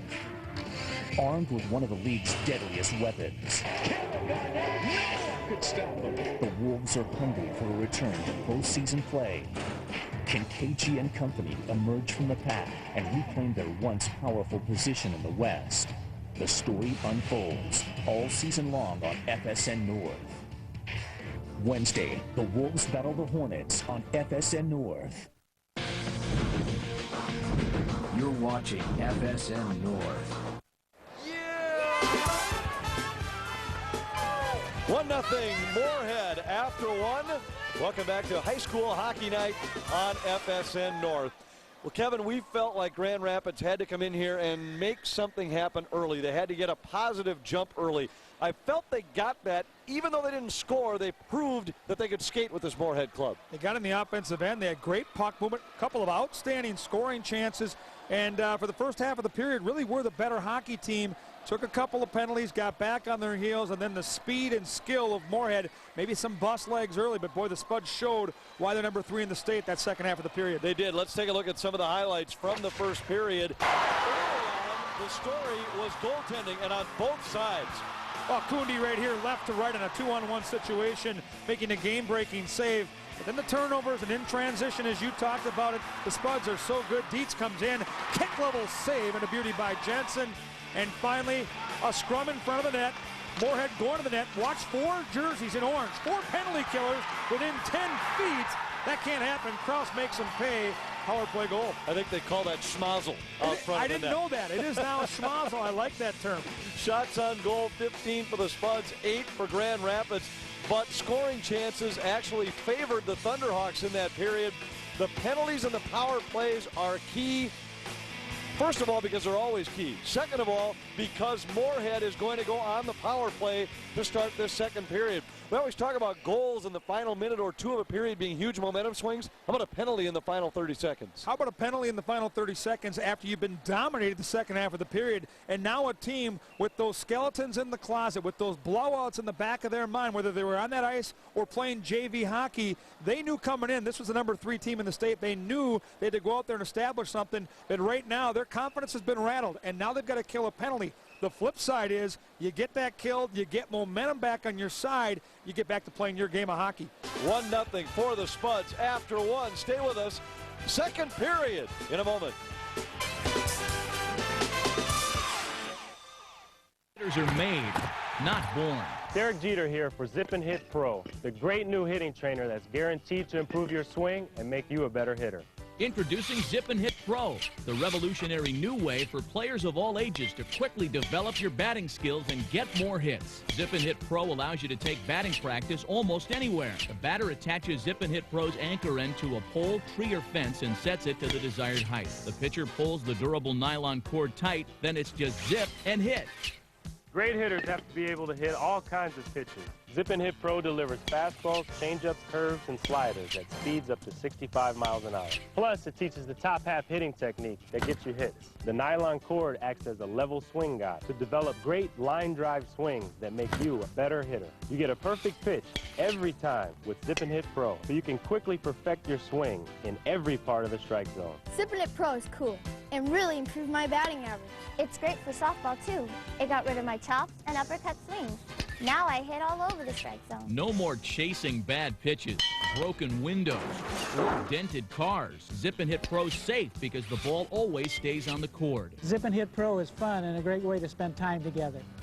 Zip and Hit Pro is only $29.95 and makes a great practice station. It has a strong clip and Velcro strap for quick anchoring, a durable nylon cord for controlled ball speed and movement, a heavy-duty ball for easy contact, and impact-resistant handles for easy zipping and hitting. Order now and you'll also get a free regulation size home plate, plus the best-selling baseball training DVD, How to Hit and Run. This amazing $30 value is yours absolutely free when you order right now. Call now and get Zip and Hit Pro for only $29.95. Zip and Hit Pro is 100% guaranteed to make you a better hitter or your money back. Get Zip and Hit Pro plus the free bonuses, a $60 total value for only $29.95 when you call and order now. Zip and Hit Pro, a great way to become a great hitter. From the makers of Hit Away.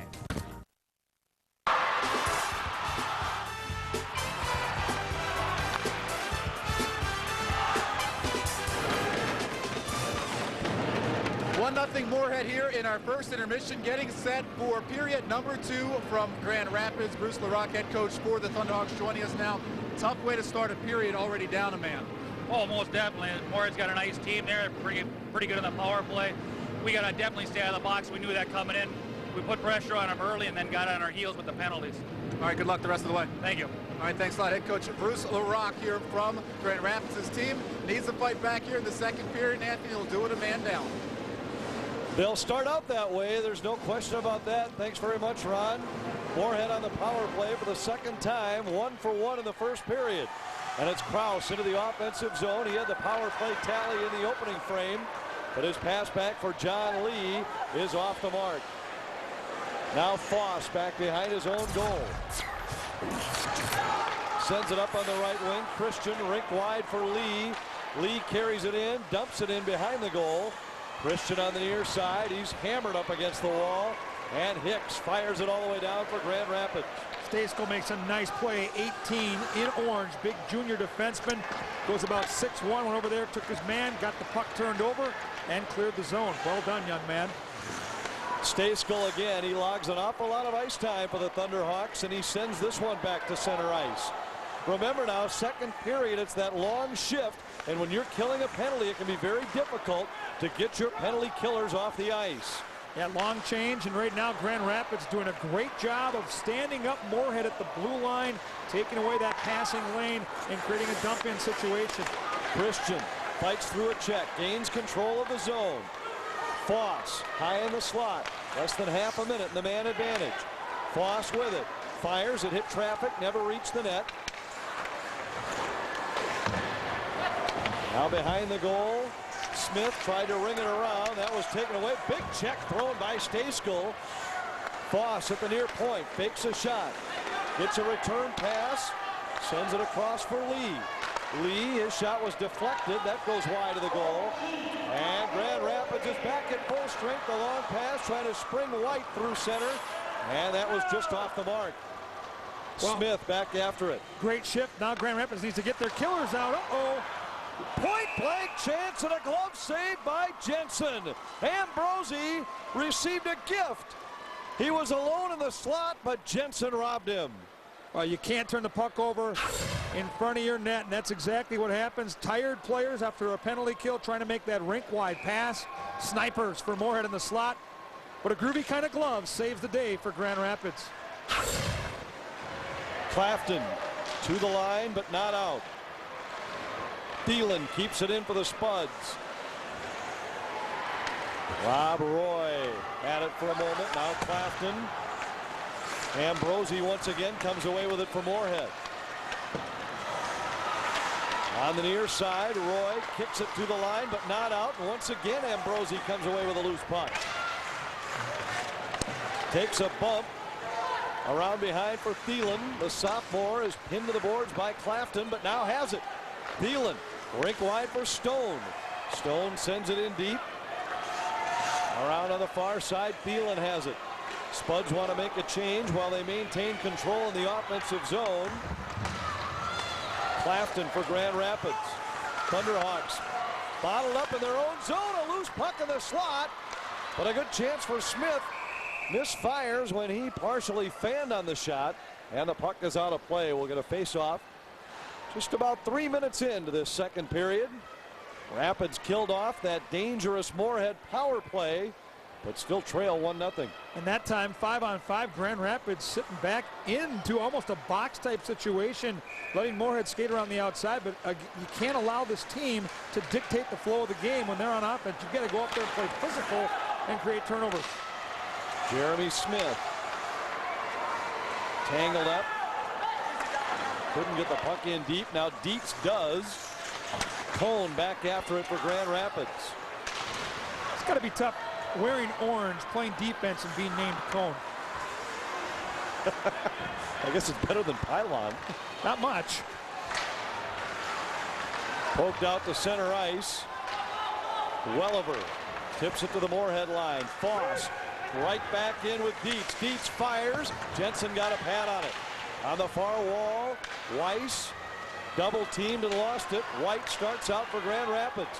White at center ice. Around a check. Sends it over for Hicks. Try to get it back to White in the slot. Good coverage by John Lee. Through the line, but not out. Morse winds and fires, and a save by Kundi. Great step up that time by Zach Morse, getting the turnover at the blue line. Third forechecker staying high, making a nice shot on net. Hicks knocked down again. White tried to get it to the point, but Christian takes it away. Weiss up the left wing. Weiss walks around Smith. Nifty pass back for Krause, who winds up upending the goaltender. Hedman for Christian. Christian up the right wing. Christian's shot hit a stick.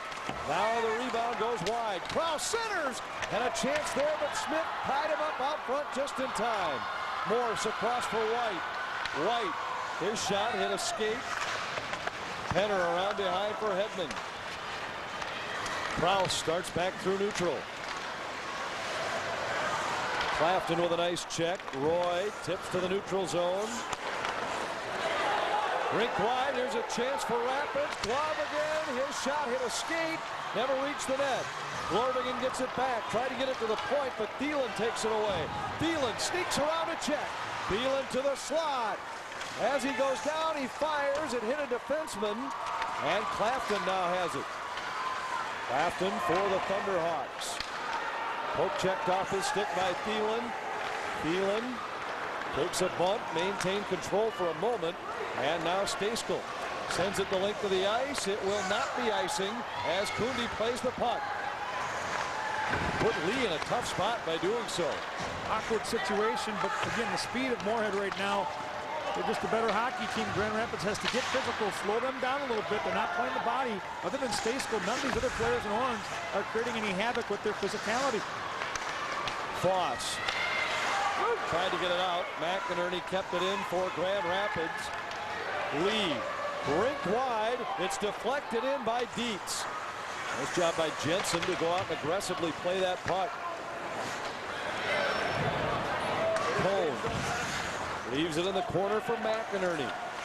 McInerney spins out of a check to the line. Stone kept it in for Moorhead. And now McInerney races back for Grand Rapids. Hits the Moorhead line, fires. It was just onside, and Kundi had to make a big save. Kundi's given up a couple of rebounds, a little bit shaky in that net. He's played brilliantly. Last couple of long shots, he has not handled well. So for Grand Rapids, they got to smell some blood and get some pucks on that net with some orange jerseys crashing down the slot. Thunderhawks have to retouch, and Andy Stone has it for Moorhead. Been a long time without a whistle.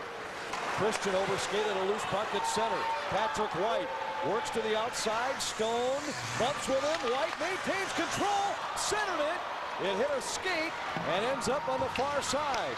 Kept it at the point by Smith. He dumps it in behind the Moorhead goal. Hedman on the near side. Moore centers, and White a one-timer went just wide. Loose puck pops up in the air, comes out to center ice. Smith back to pick it up. Sends it through neutral. Stone will go back after it for Moorhead. Nice play by Zach Morse, creating a turnover and putting the puck out in the slot. Nearly a goal for Grand Rapids. Hedman's pass. Icing waved off as it's out of everybody's reach. Weiss on the far wall. Christian tried to poke it free from Stejskal. Now to the point. Foss for Lee. Long shot goes just wide. Stejskal back of the net for Grand Rapids. Flips it up in the air to center ice. Lee gloves it and drops it. And now regains control. Jeff Foss for Moorhead. Long pass. Sails all the way through and on goal. It'll be covered by Jensen. And we get a whistle. Well, nearing the halfway point here in the second period. Good chance for the Thunderhawks, but they still trail by one. The all-new 2006 Jeep Commander. The most capable 7-passenger 4x4. It's your world. Take command.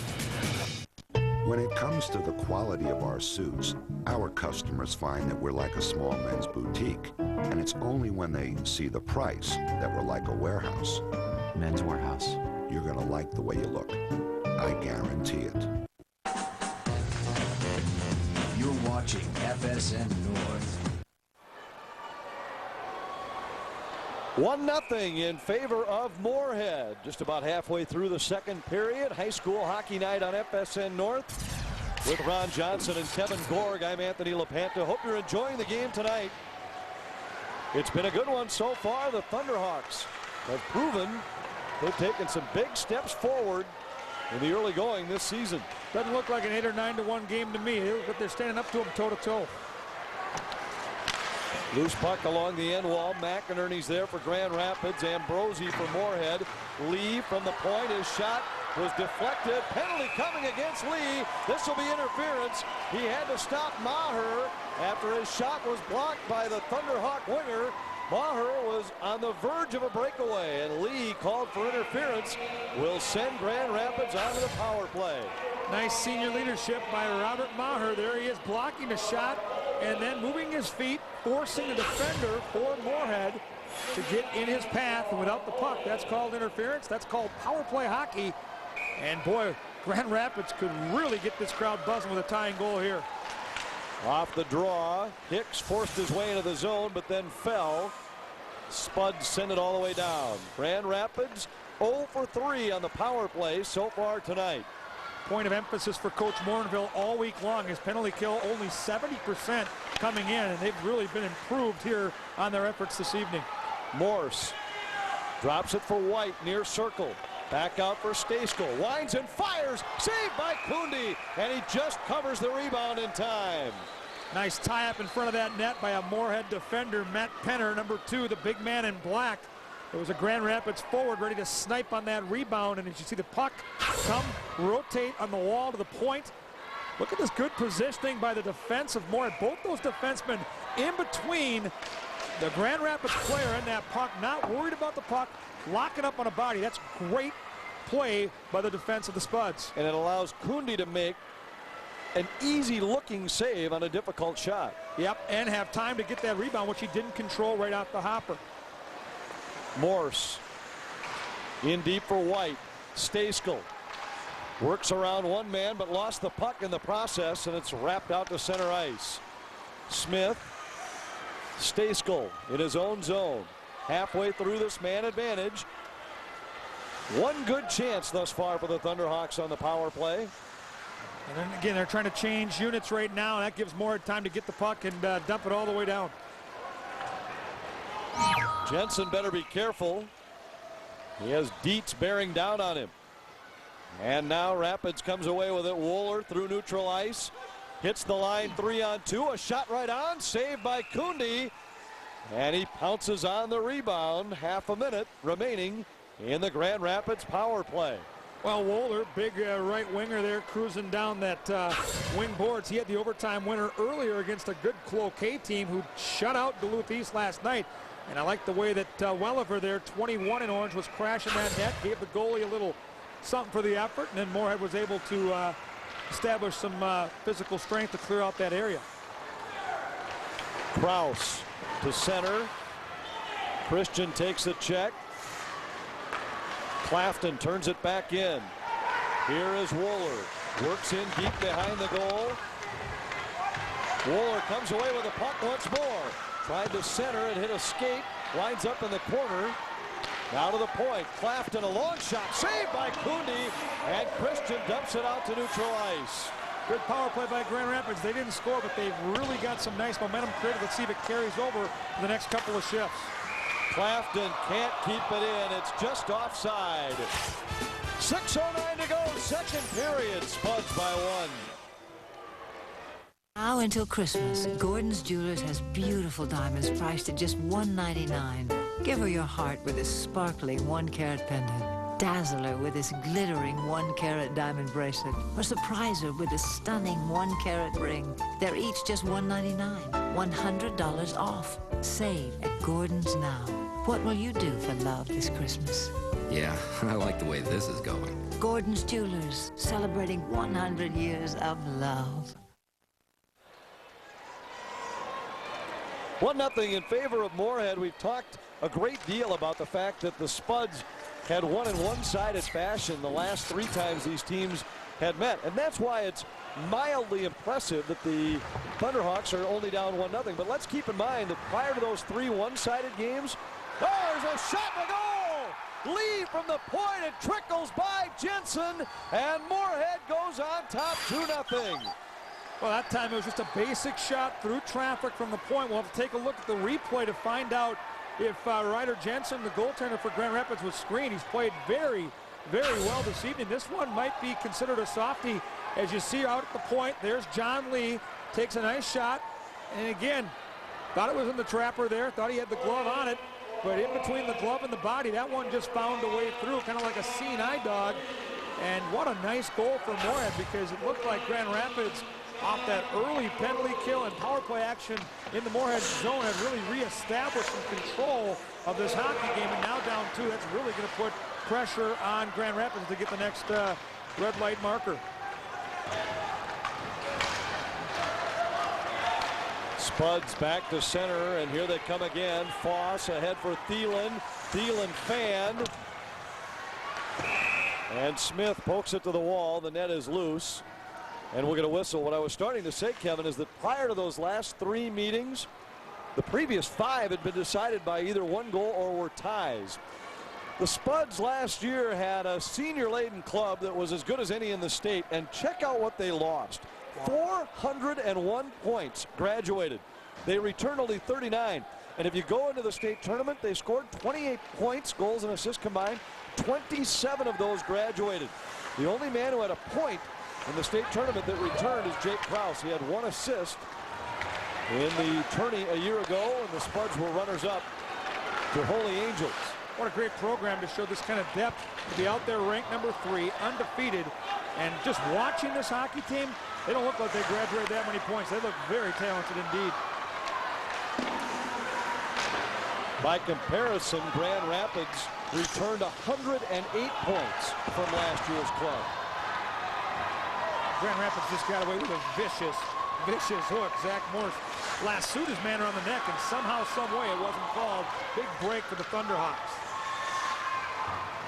Welliver goes down in the corner.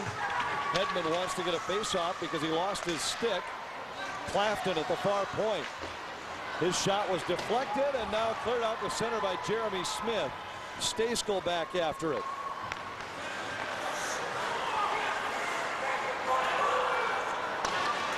Bumped into the Moorhead zone. Wooler sends it in. Here's a chance for Christian, but he was tied up. Tried to get it to Krause, but it's intercepted by Wooler.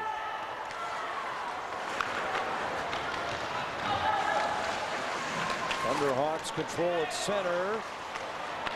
Krause pokes it free, and a chance for Weiss, but he's tied up nicely and never gets a shot away.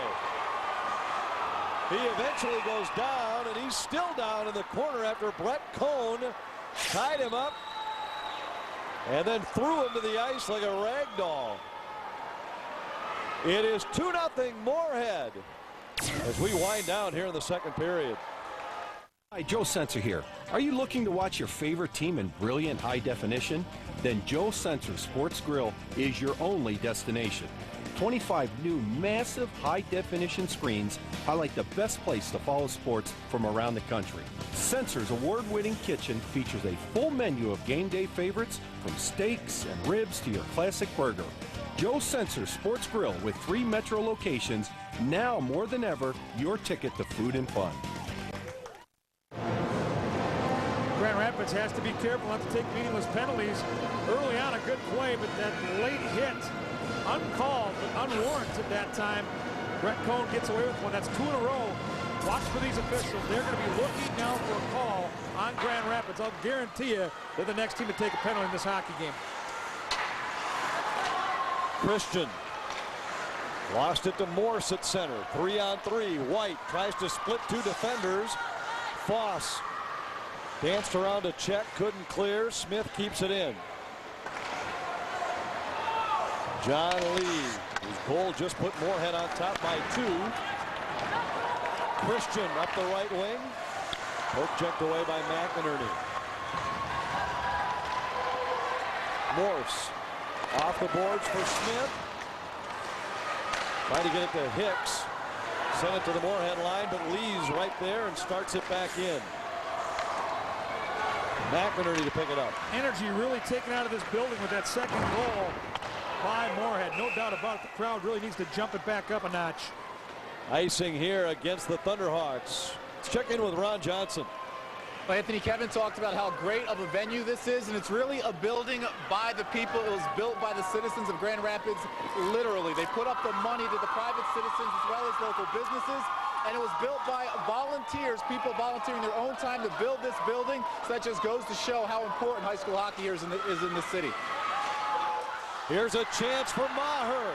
Maher works to the outside, and a great job by Matt Penner hustling back for Moorhead to take that scoring chance away from Maher. Penner, big body, long reach. That time didn't have the step he needed, but he had the right angle, got the stick on that puck and deflected it into the net above the plexiglass. That's just great hustle and great savvy. Didn't have the stick he needed, but look at that reach. Stick looks like a fishing pole. Big man, 6'3", 225 pounds. One of several big defensemen for this Moorhead club. Smith walks right in, and a shot may have been deflected, and Jensen steers it just wide. Wohler into the Moorhead zone, but lost it. Now as it's fired back in, Rapids will have to retouch, and they finally do. The Spuds send it all the way down and out of play. Once again, the transition of Moorhead, they're so good off the turnover. Anytime Grand Rapids gives up the puck in the neutral zone, it's an odd number rush the other way. With the Thunderhawks, they've got to take care of that puck, and once in a while you're not going to make that perfect pass to the center. Chip it off the wall, dump that puck in. They're trying to be too cute out there in the neutral zone, and Moorhead's taking that defense and turning it into quick offense. Puck comes to the Moorhead line. Foss sends it in deep. McInerney bobbles it for a moment, now rolls it behind his goal. Thielen on the far side for Moorhead. Pinned to the wall by Glorvigen. Jared Smith comes away with it for Grand Rapids. Glorvigen at center. Roy avoids one man, dances around another man, then lost the puck. Centering pass comes rink wide. Smith wheels and fires. Went just wide of the net, and Lee starts back for Moorhead. Ambrosi, who assisted on Lee's goal moments ago. Thielen has it poke checked off of his stick by McInerney. Out of center ice. Loose puck, and Hedman fires it in. We're in the final minute of the second period. It's 2-0 Moorhead. Goals by Kraus and Lee. Grand Rapids going to try to get their top line out here for the last 45 seconds, try to get back in the game with a goal. Christian, rink wide, right on the stick of Weiss. He bobbled it. Now Christian's back after it. Out to the point. Penner's shot. Hit a leg of a defenseman on the way. Jensen goes down in a heap, and the Thunderhawks start back. White at center ice. Patrick White hits the Moorhead line. Dropped it back for Morse. Hicks was just a stride late. Now Hicks has it. Fires! And a glove save by Kundi. Nice play by Hicks. Great hustle. Number 2 in orange. He teamed up with that man right there, Pat White, to get some transition hockey on their own. Nice play right here, taking the puck right off the stick of a Moorhead player and then rifling a puck on the net. Nice save by Kundi. He's got the goose egg going in the nets for the Spuds. He's been sharp all night long. Another great save right there for the Spuds to maintain a 2-goal lead. Clafton, a long shot. May have reached the net. Now to the line, and it comes out of the zone. Hicks fires it back in. Less than 10 seconds remaining in the period. Clafton golfed it toward the goal, and this one comes to a close. Moorhead on top, 2-0 after 2, and you continue to get the feel that Grand Rapids is fortunate to still be in the game. They didn't generate much offense in that second period. Now, they got off to a good start with that penalty kill. They were right where they wanted to be, down 1-0 with some decent flow to their hockey game. But once Moorhead makes a big play, it seems like Grand Rapids loses some confidence, and with that loss of confidence, they get put back in their own zone, put back on their heels, end up chasing Moorhead around. But overall, I think it was a better period for Grand Rapids, just that fluky goal. And boy, down 2 going to the third period, they're going to have to start taking some chances, hope their goaltender can keep it at 2, and maybe get a couple of goals to try to force overtime. This Moorhead defense has allowed only 14 shots per game so far this season, and now they'll take a 2-goal lead into the third period. Our second intermission is next. G's 2 suits for $150 event is on. Right now, for a limited time, you can get 2 selected men's suits for just $150. That's less than the price of one at a department store. K&G Fashion Superstore. Nobody makes it alone. I didn't. You can be a mentor. There's no better way for a youngster to get where they're going than to spend some time with somebody who's already been there.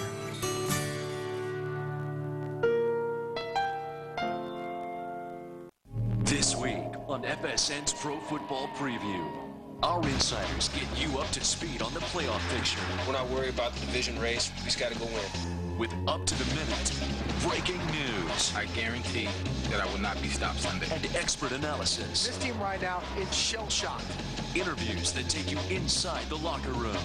I got the whole package. I can do whatever. The weekly preview show that can't be missed. FSN Pro Football Preview. Tonight on FSN. Want to hang out with an NFL receiver? You think you got what it takes? Now, you could put Torrey Holt in your room with Fathead. Hey, you call me a fathead? Big and bold, Fathead is pure NFL power and action. Man, I didn't know I looked that good. Fathead are easy to put up. Just peel and place.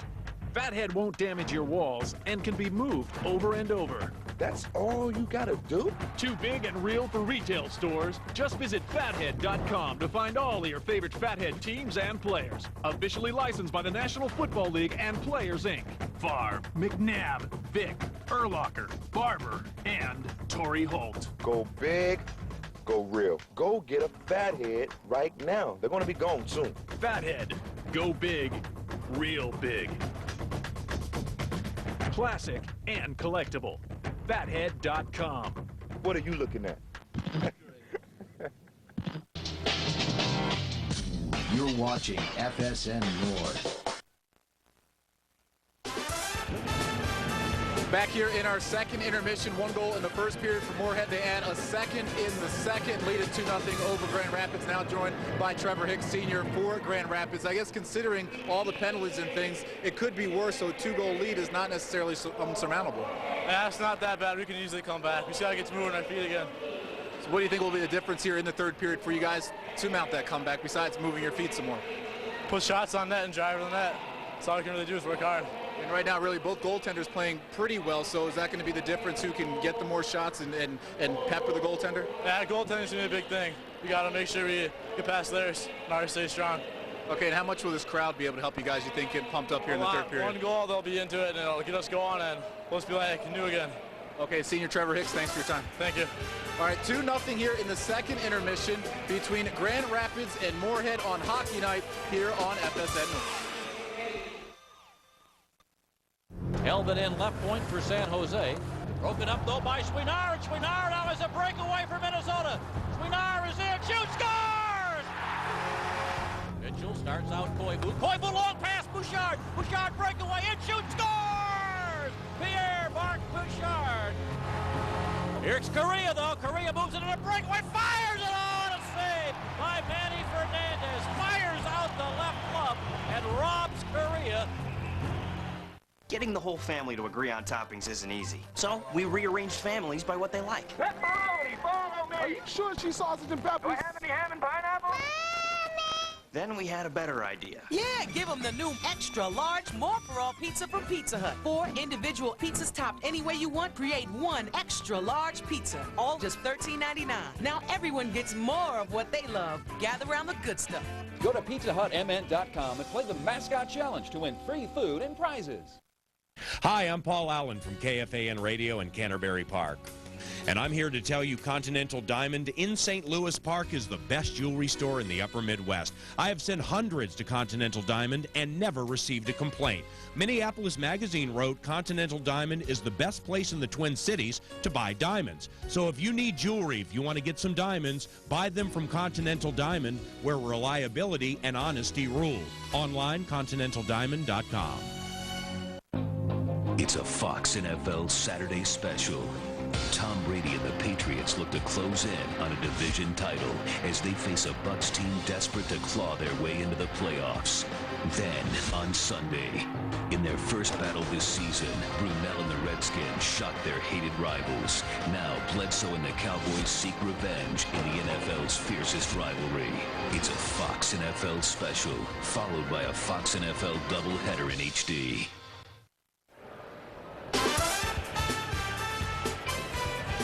We're here in our second intermission. Moorhead 2 and Grand Rapids nothing. Thanks for joining us here on FSN North. I'm Ron Johnson. This is the second game on our schedule so far this year, but the first of what is a cluster of games, a blitz, if you will. And Anthony LaPanta and Kevin Gorg, you guys will be very busy over the next few days. Well, we certainly will, but so will you, Ron. Tomorrow night, in fact, it gets started with what should be a good one. Moorhead and Duluth East tomorrow night at the Deck in Duluth. If you talk about great traditions here, these two teams have dominated northern Minnesota and the state of Minnesota over the 90s and into the 2000s. They've met in 3 consecutive state tournaments. Duluth East is stinging a little bit. They've lost 3 in a row. They were shut out by Cloquet last night, but don't be fooled by a 1-3 record. That is a very talented hockey team. It's a young team, only 3 seniors, but they're very talented. Yeah, what a great rivalry, too, between the Hounds and the Spuds. So many epic battles, both in regular season and obviously now the playoffs into the state tournament. So 2 great coaches, Randolph and Morinville, and a big advantage, I think, for Duluth East being off tonight, not having to travel. Yeah, they got shut out last night, but a day to recover, and now you get an afternoon game for Moorhead off a night game. Boy, and when you start talking about those 2 teams and the state tournament meetings, you can't help but think back to Matt Cullen against Dave Spihar. I mean, these 2 schools have put some great hockey teams, great players on the ice over the years. That's where we get started. Then we will continue next week.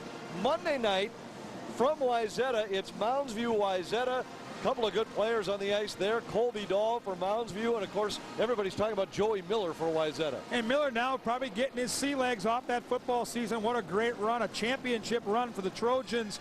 Took them a little while to get going, but the hockey team looks like they're going to be special here as the year progresses. Well, he set a Prep Bowl record for carries in a game. I think we have to give the guy a little bit of slack to get those skating legs back under him. And then Tuesday night, we head south for a rematch of last year's section final and one of the fine budding rivalries in the state, Rochester John Marshall and Rochester Century. Good to get down south. We're up north tonight. We're going to be down south on Tuesday night. Some teams that maybe get overlooked in the Metro, but some very, very quality hockey players in a great, great venue. That arena down in Rochester will be jumping with 2 hometown teams on TV. It should be an absolute classic battle. Stay with us. We have a classic third period still to come here tonight. It's Moorhead 2, Grand Rapids nothing after 2 on high school hockey night. Overstock.com has everything you need. Designer clothes with Christmas bows for underneath the tree. Many things to choose, like auctions, books, and shoes. Diamond rings and lots of things that everyone can use. Oh, oh, oh, the big, big O, Overstock.com. Buy online, saves you time, gifts for dad and mom. Overstock.com. The year was 1981. We were the best college team in the country by far. 1 year that produced a lifetime of memories. I was compared to a country kid that played like a city kid. FSN North presents The Year That Was, 1981. From the North Stars' improbable run to the Stanley Cup Finals, to the final days of a place so many called home. People have awfully fond memories of that old ballpark, and I do too. The Year That Was, 1981. Sunday at 10 on FSN North. The holidays are one hectic time of year. This season, Dish Network Pay-Per-View invites you to relax and enjoy a movie. We've got Christmas with the Cranks, Herbie Fully Loaded, Bewitched, the Polar Express, and many more, each for only $3.99 on channels 500 through 539. So have the happiest of holidays. Take a break or a movie with your remote from Dish Network Pay-Per-View. Get all the college hoops you can handle with ESPN Full Court, available on Dish Network Season Ticket. Up to 30 games per week. Top conferences, critical matchups you won't get without ESPN Full Court. Hoops heaven from the people who live and breathe college basketball. ESPN Full Court, available on Dish Network Season Ticket. $109 or 2 payments of $54.50. To order, call 1-877-DISH-PPV or log on to dishnetwork.com/basketball. And live, weeknights at 6:30 and 10 on FSN North. Thunderhawks haven't had a lot to cheer about tonight. They trailed 2-0 after 2. Welcome back to high school hockey night on FSN North with Kevin Gorg and Ron Johnson. I'm Anthony LaPanta. A second period that saw a much more defensive style played by both teams. Yeah, shots on goal, 5 apiece. Tight checking in stretches, but some good opportunities nonetheless. Only goal scored by Moorhead once again. And in this second stanza, you can see the forecheck of Moorhead. Gets the puck out to the point. Lee with a blast. Semi-traffic in front, but a goal I think if you talk to goaltender Jensen, he'd like to have back. That happens, and that's a big goal for Moorhead to give them that 2-goal cushion. The reason they're up to this guy right in here, and he's been cool. It's Kundi with some giant saves. Hasn't had a lot of activity, but the shots that he has faced have been high-quality opportunities. He's looked very sharp throughout the endeavor. Stats through 2 periods. Shots on goal, 20-13 for Moorhead. Scoring chances about even. Everything else about even.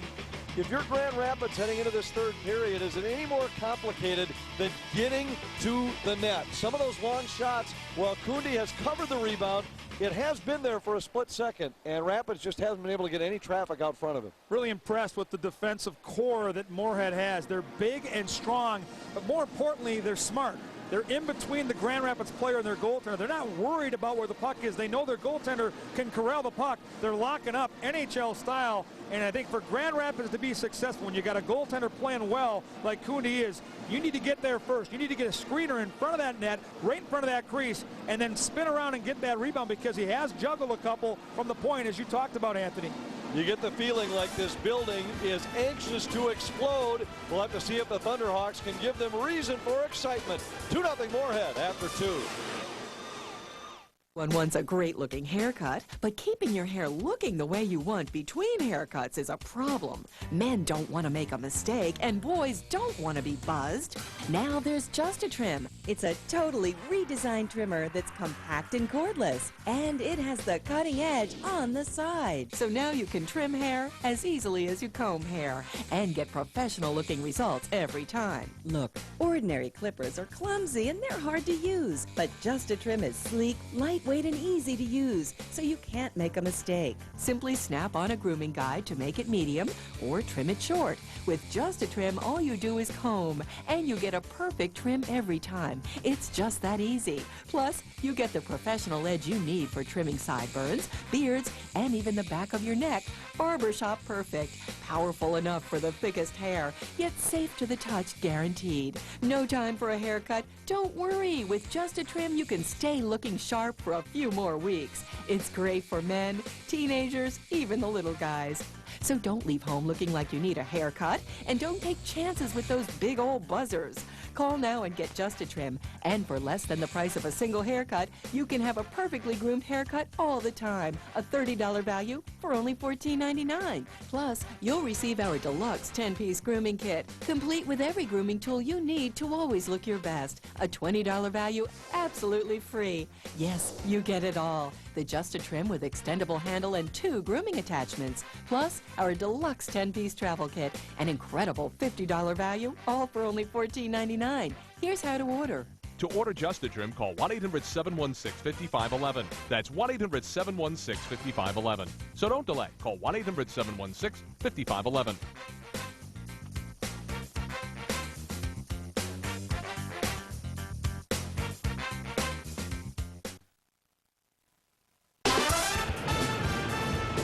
Tuesday Tip Spuds as we are getting set here for the third period of play in Grand Rapids. Thanks for joining us here at the intermission. Dave Morinville from Moorhead. I would say you guys are probably happy with the cushion, but not necessarily comfortable, especially being in somebody else's building. Well, exactly. We don't want them to get any momentum. So we've been fortunate. We've had a couple pucks bounce our way, and our goalie's been there when we've broken down, so it's been good. And also a lot of whistles really on both sides. Is that something you have to clean up in this third period, or just see what happens? Well, yeah, it is. I mean, we don't want to take any penalties now to get them a chance to get back in it, so we got to be a lot smarter, but hopefully we'll be better, too. You know, it's a little bit different. These guys call it a lot closer than we were used to at Section 8, so it's a little bit different. All right, Coach, thanks for your time. All right, thanks. All right, let's go back upstairs to Anthony. Thank you very much, Ron. And Kevin, I'm going to put you on the spot because one of my most hated hockey cliches is that the most difficult lead to protect is a 2-goal lead. With Moorhead up 2, I'd like you to explain to me why they're worse off up 2-0 than they would be 1-0. Well, because that young athletes have that mentality that everything's going to be fine. We have a 2-goal lead. We got one to give.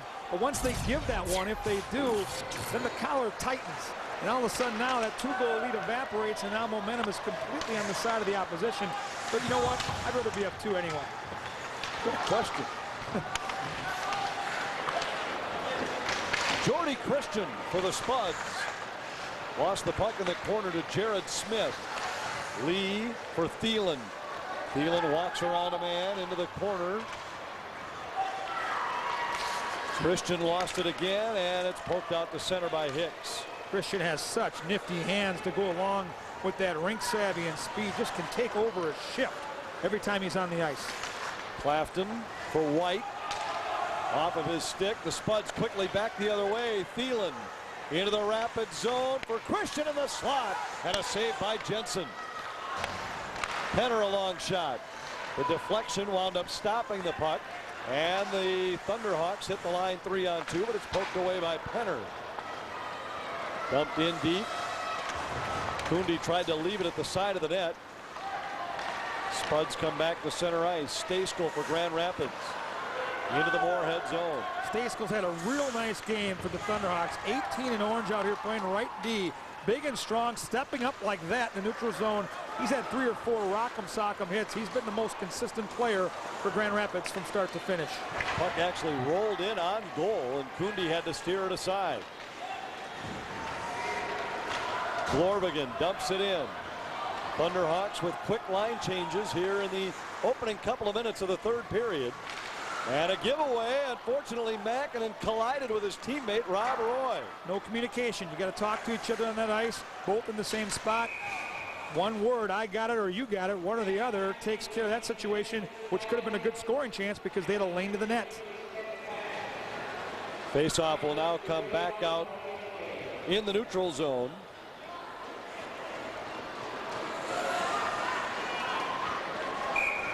Two nothing for the Spuds. A chance here and a shot right on. Save Jensen, and he just did get the stick on it to control that rebound. Shots deflected out front. And the Thunderhawks come back to center. Glorvigan dumps it in. Foss has his pocket picked behind the net by Mackinnon. Regains control, comes to center. Penalty coming here, and it's going to put Moorhead on the power play. It'll be a hook against Jason Mackinnon. Thursday night, get into the holiday spirit with the Minnesota Wild as they skate back on the ice against Joe Sakic and the Colorado Avalanche. Our coverage begins at 6:30 with the FSN Live Wild pregame show. You can catch all the action next Thursday in brilliant high definition here on FSN North. Another cliche is the officials trying to equal the penalties. Morinville called over both the officials as this second period was about to start, reminded the officials about some of the missed calls late in the most recent period, and you knew it was coming, and now a chance for the dagger. Moorhead right now can go up 3 with a power play goal, and that could be lights out. Big chance here for the Spuds. John Lee sends it to the near side for Krause in the slot. Deeps was in check, and Clafton comes away with it for Grand Rapids and dumps it out. The Moorhead power play 1 for 2 so far tonight. Moorhead likes to do in this power play, start the puck down low, draw the defense of Grand Rapids in towards their net, and then rotate it high to a bunch of defensemen with skill. Christian walks through the defenseman, and a shot right on, rolls wide, rebound, he tried the wraparound, and Jensen stonewalls him. A one-man circus act out here is Jordy Christian for the Spuds. He's got everything you need in a hockey player. Look at the dipsy-do, the walking like an Egyptian around the defense, the backhand shimmy. He's in check, but watch the hustle. He gets the loose puck, has an open net for a stuff behind our view of the camera, and that's just fun to watch right there. That's just great hockey by number 11 in black. Shot hits a defenseman, it goes down in a heap. McInerney's still down and will get a whistle, even though the Spuds have the puck in the zone on the power play. I think the reason the whistle blows is where he was down. Normally the officials will allow play to continue, but he was right in the line of what could have been a shot, and that was going to be very dangerous because he's lying there head first, and I think it was a good play by the officials to make that whistle, and we'll hope the young man is okay. He's going to limp off to the side.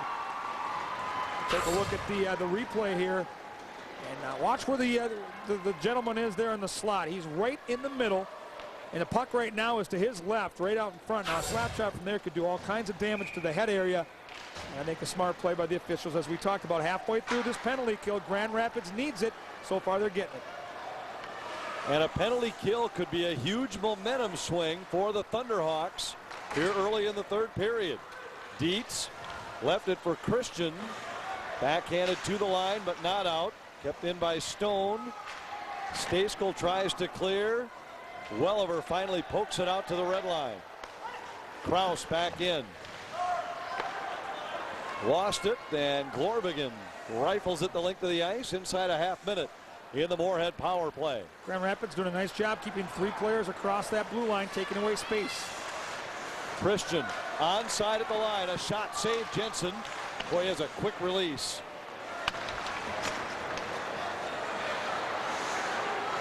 Kraus for Christian. Final seconds of the power play.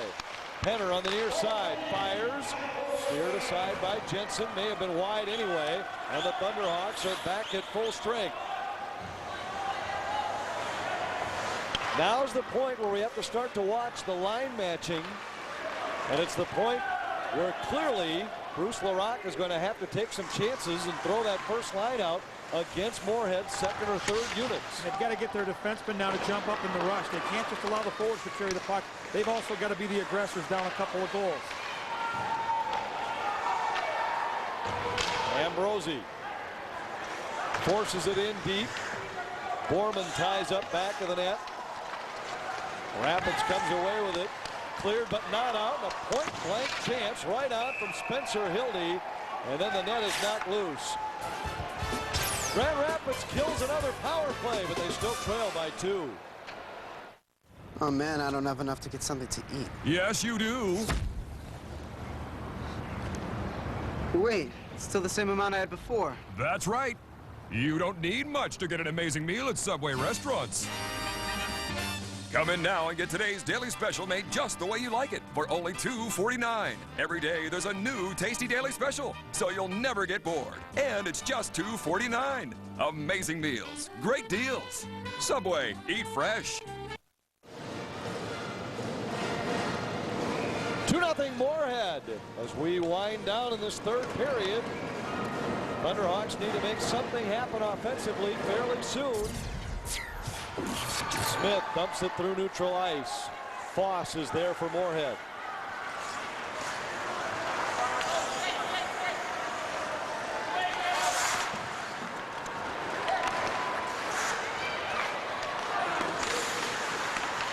In the neutral zone. Dumped in by Nitskorsky. Dietz on the far side is pinned to the wall.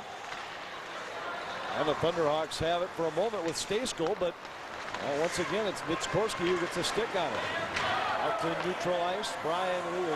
John Lee, younger brother of Brian, throws it across to Foss. Smith relays it in as Moorhead completes a line change. Christian into the boards by Smith. Smith sends it back out to center. Stone is there for the Spuds. Suffocating right now on the forecheck by the Spuds. They're taking great angles, nowhere to go for Grand Rapids. Stone steps up, centers, and they score!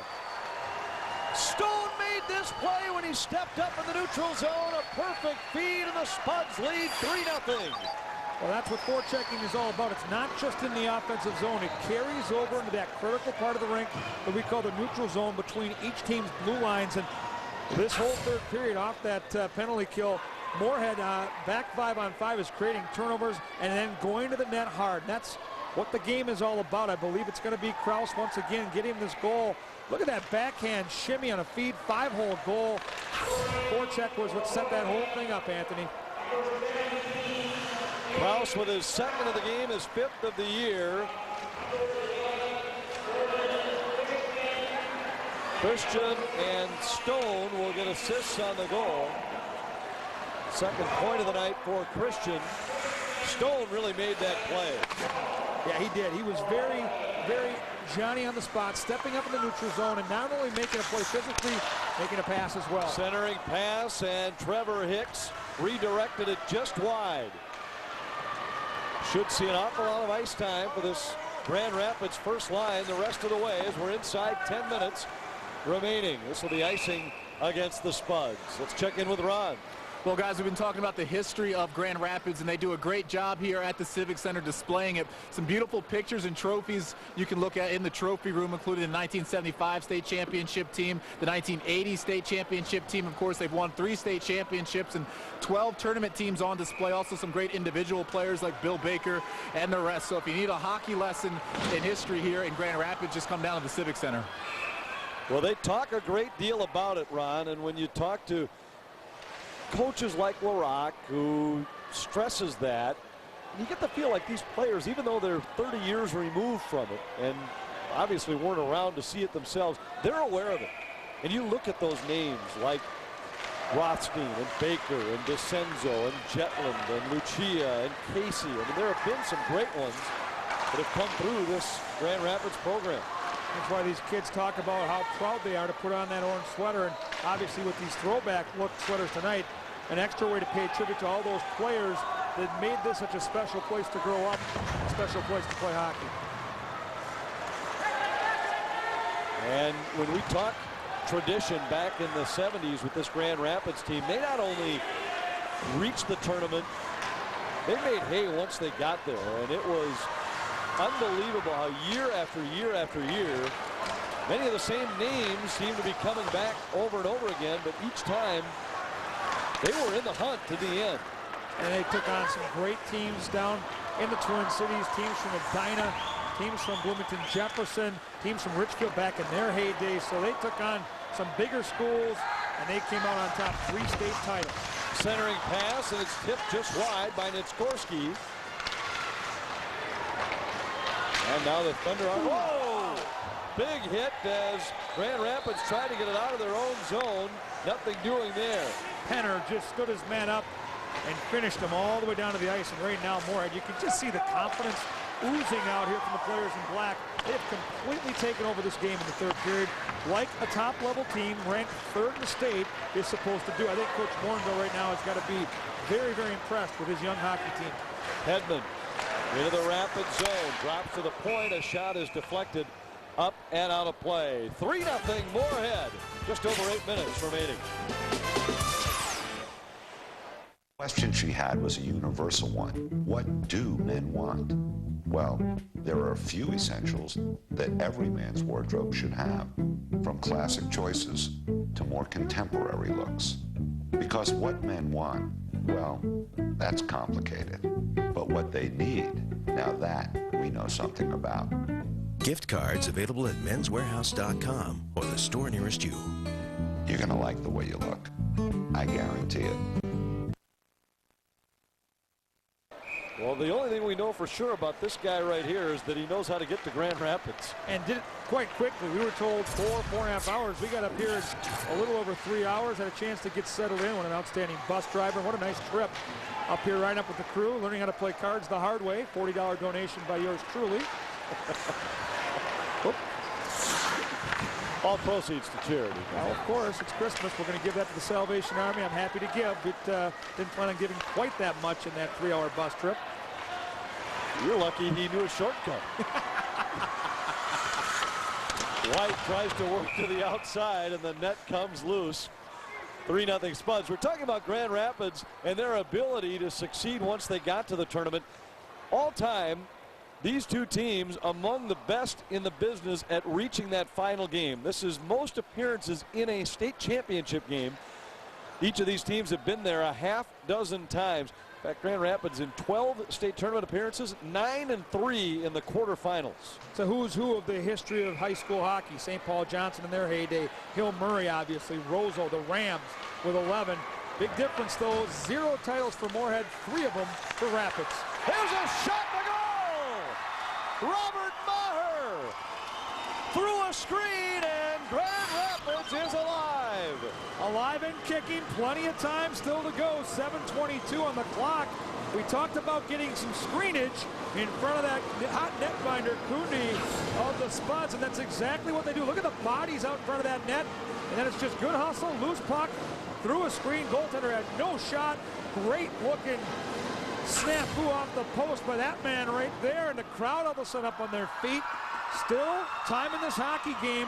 All they've got to do is get a goal here the next 6 minutes and change.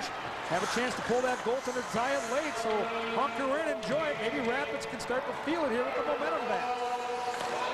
Robert Maher, his second goal of the season. McInerney picks up the assist. And now Grand Rapids is in this game. It's 3-1 Spuds. Christian at center. Got to think that top line for Grand Rapids can get something done here. They got momentum, the crowd back. They get a little shot of confidence. This top line has got to make some plays. They generated a chance on their last shift. The only chance Grand Rapids had in this third period prior to that goal. Zach Morse poke checked off of his stick at the Moorhead line. And fired in. Kundi leaves it behind the net.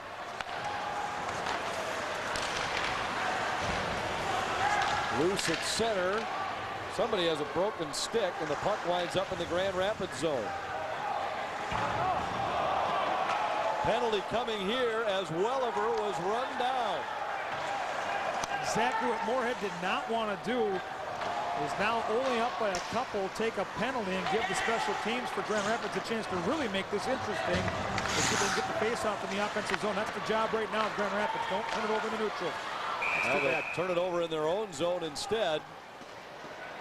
And a penalty coming against the Spuds that will give Grand Rapids their 5th power play of the night. There are good penalties and there are bad penalties. This will have to be classified as a bad penalty. Boarding there on the wall by Dietz, but where the penalty is created, it's the offensive zone. There's nothing happening in the breakout for Grand Rapids. You've just had your team scored on it. It's back to a 2-goal lead. The crowd's into it. You don't want to make that penalty. Remember, these are just kids out here. That's a big-time mistake by Moore. They'll have to kill this off. Christian fires it in. Grand Rapids 0-for on the power play tonight. They are 0-for-4. Big chance here. Smith at center ice for Morse. Lost it, gets run down by Lee. They go down in a heap in the neutral zone, and we'll get a whistle and a face-off. Some pleasantries being exchanged, and that's where Moorhead likes to take you off your game, is in that neutral zone as you try to enter the scoring area. Their defensemen are always aggressive. You've got to dump that puck in. Don't be too proud to do that. Establish control and set up. Once Grand Rapids has set it up, they've had some good looks on the power play. They just try to be too fancy getting into the zone. On the far side, Hicks plays it to the point. Stayskill back to Hicks. Clear to the line. Stayskill keeps it in. Rolls it ahead for White. White circles in the corner. Sends it rink wide for Smith, who fires. It's deflected just wide, and Morse couldn't pull the trigger on the rebound. Loose in the slot. Morse is there. It's free to White. White circles, walks around one man, drops it behind the net, a centering pass, and Smith would have had about 12 square feet at which to shoot, but the pass just misfired. Unbelievable opportunity. It goes awry. Don't forget to stay tuned for FSN Live post-game interviews and reactions from this game. And wow, this game was almost 3-2. The pass, a couple inches off. Just under a minute remaining in the man advantage. And the Spuds, I think, are going to ask why the faceoff comes inside the zone, because the puck had left the zone, but the net was clearly off before the pass was made, which makes you wonder, would a goal have counted anyway? Good point. Draw controlled by the Thunderhawks. Hicks pinned up against the boards, cleared, and all the way down. Still a lot of time left, 40 seconds in this power play. Be patient, dump it in, get it set. You're getting some good looks. Morse leaves it behind. Hicks bobbled for a moment, regains control. Morse. Hicks to the point for Smith. Sends it back in. 22 in the power play. And now a turnover, and it's cleared. Stejskal keeps it alive. Into the corner they go. Morse bumps there. White uncovered for a moment. Morse back in. Score! It trickled through the pads of Kundi. And with just under 4 minutes to go, the Thunderhawks are within one. And the Thunder's back here at the Civic Arena in Grand Rapids, Minnesota. Power play action. Simple, basic power play hockey. Set it up. Get the puck to the net. They did exactly what we asked them to do. A soft goal for sure, but a smart play by Morse. A spinorama backhand, and you can see congestion, distractions for the netminder. Doesn't close the wickets, the 5-hole special, and hang on to your boots and saddles from here. A brand new game at 3-2. We're going to have coincidental minors called here. Grand Rapids is within a goal. G's 2 suits for $150 event is on. Right now, for a limited time, you can get 2 selected men's suits for just $150. That's less than the price of one at a department store. K&G Fashion Superstore.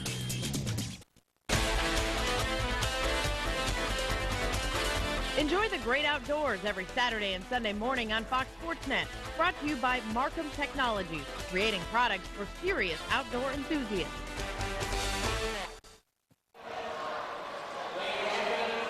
(3-2) Moorhead, and we have coincidental minors called. It doesn't result in a power play, but John Lee is the man that goes for the Spuds, easily their best defenseman. Another great break for Grand Rapids. Take that top defenseman off the ice for 2 of the final 3 and change. And again, you can just feel the energy in this building rise as Grand Rapids has got themselves back in this hockey game, down 3-0, left for dead just moments ago. They're feeling pretty good about themselves right now, and you get the feeling they can get this tying goal. Look out. Momentum might just take this thing over. 5th goal of the season for Zach Morse. And here's another chance. Roy fires. Glove save, Kundi. Kundi making a real sharp save that time because a couple of Grand Rapids players were gunning down the slot. Kraus with a pair of goals tonight for Moorhead. John Lee his second, but Morse on the power play with just under 4 minutes to go. And Grand Rapids is right back in it. They're down a goal at 3-2. This series has had so many tight games. 5 of the 9 meetings, either ties or 1-goal games. Great test for both these teams early in the season. Guarantee you both these teams will be better hockey teams in their next contest, playing in an environment like this and with all the skill displayed on the ice. Learning how to defend, learning how to make plays against a quality opponent will make a difference down the stretch for both these hockey programs. Kraus relays it in for Moorhead. Spuds go off on a change. Clafton bumps on the far wall. Clafton once again has the puck. Taps it for White. White around one man. A pass ahead for Morse. And he partially fanned. Nice job back checking by Andy Stone. Centering pass is intercepted and dumped out by Penner. Good job that time by Grand Rapids. Off the breakout, they get an odd number rush with good quality pass making. Morse cannot poke it into the zone. Smith has it at center. Smith hits the Moorhead line, just offside. And we'll get a face-off. 2:16 on the clock. Well, right now, Grand Rapids has their top line playing like they're supposed to, creating offense, making great plays in the offensive end. Just couldn't quite get that finishing touch once they entered the scoring zone. No doubt about it, defenseman John Lee still in the box for just under 40 seconds for Moorhead. They're going to need to get him back out on the ice. Timeout right now by the Thunderhawks.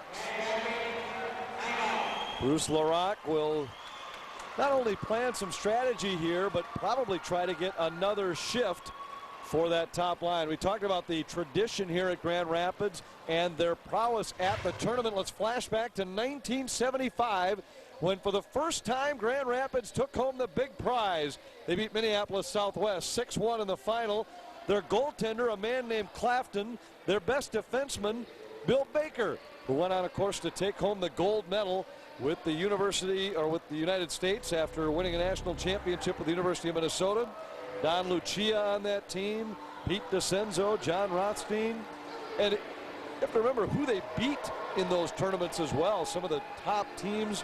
Hill Murray had Steve Janaszak that year. They beat them in the semifinals. Halloween machine, boy, as a kid growing up watching Grand Rapids come down, they had the great fans. The Indian, of course, was their logo. They had the full headdress and the bleachers, the war chants, and they had a hockey team that created memories with those goofy helmets and these same sweaters that Grand Rapids has brought back. And I thought it was impressive that the coaching staff, once they communicated with our crew today, decided to go to their third and their alternative sweater to pay homage to some of the guys in attendance tonight, like we heard from Jim Jetlin, a goaltender on the 76 title team. I saw him in between the second and third period.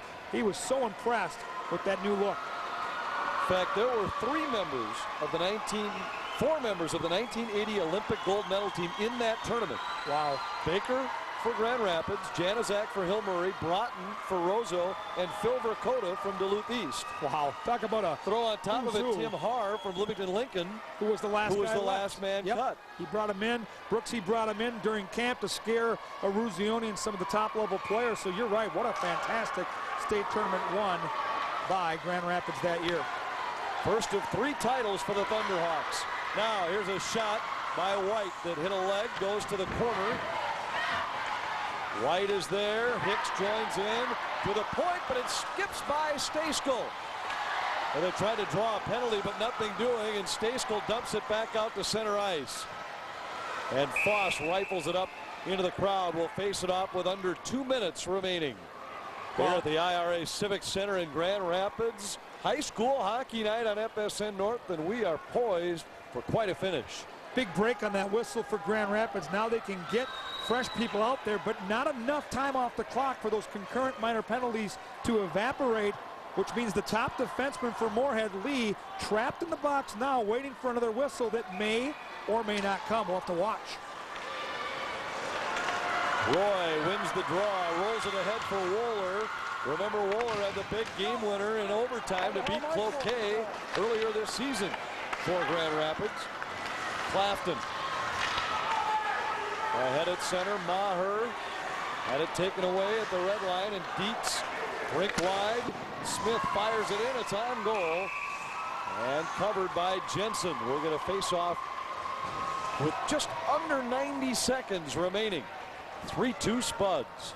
And defenseman John Lee is back on the ice. That whistle will clearly help the Spuds. Also gives the coaching staff over on the other side a chance to get their top line out, as Coach Larocque will call on his top line. The Pat White line out there, of course. Top line faces top line. Minute 25 to go. We should have a fantastic finish in store for you.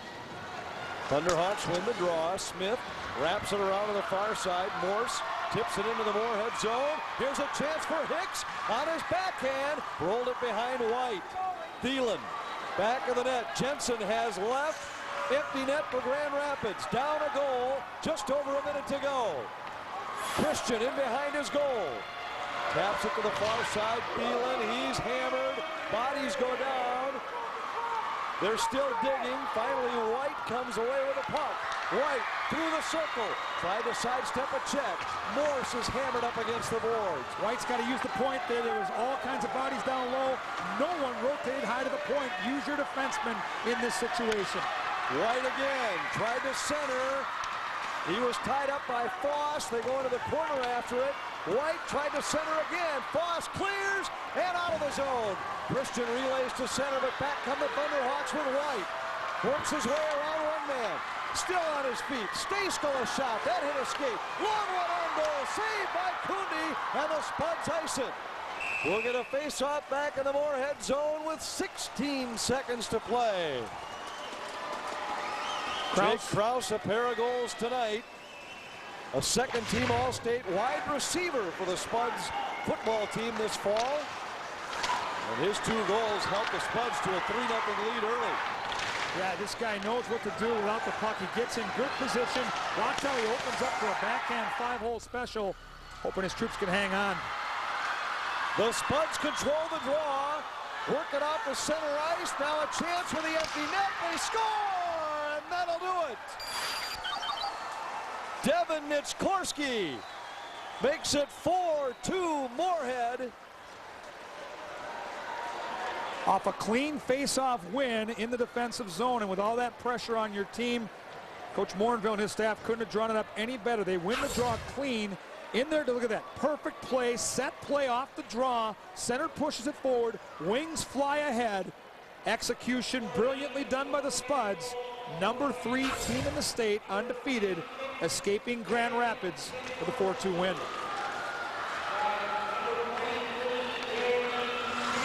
Jeremy Smith picks up the assist on the empty net goal, and Moorhead escapes with a win. And this one looked like the Moorhead Grand Rapids games that we grew accustomed to. Every year it was tight, 1 goal or overtime. This one didn't disappoint. And how impressed are you with the way Grand Rapids rallied in that 3rd period? Yeah, I'm a coach on that side. I'm feeling pretty good about the way my team battled together and never quit on this hockey game, facing such a talented team from Moorhead, down 3 pucks, well over the halfway point of the period. And they fought to the bitter end and had some chances there late to tie this thing up.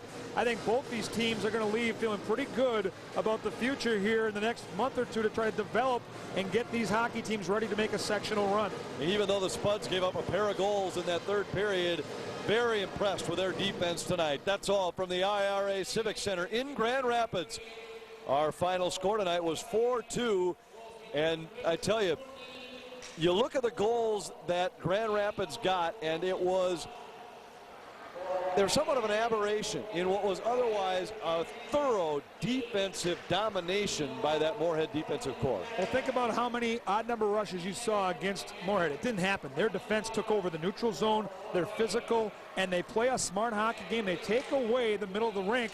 A couple of goals late, one of them kind of a softy special, but they got a good goaltender, they got a good core defense, and they've got speed up front, and that's going to be a very potent combination for these guys throughout the season. And the Spuds team now hits the road for Duluth. Be a short night's sleep. Get after the Greyhounds tomorrow. Have to see how those legs bounce back. And again, if you're going to win in a state tournament setting, you got to play 3 games in 3 nights. Another great opportunity to test their skills early in that situation.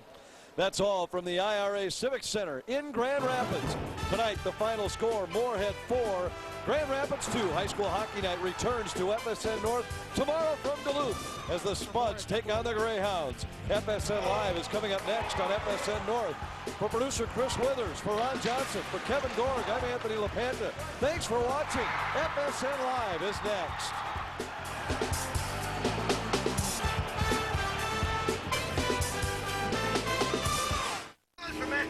I smell a Hemi.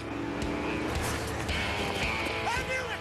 The new Ram 1500 with a new front end, new suspension, new frame. It's got a Hemi, all right. And that MDS to save you gas. A new interior.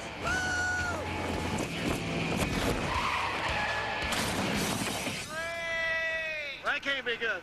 It's our Miles of Freedom plan. Get 2 years of gas and scheduled maintenance and a 5-year or 60,000-mile limited warranty on Dodge Ram 1500.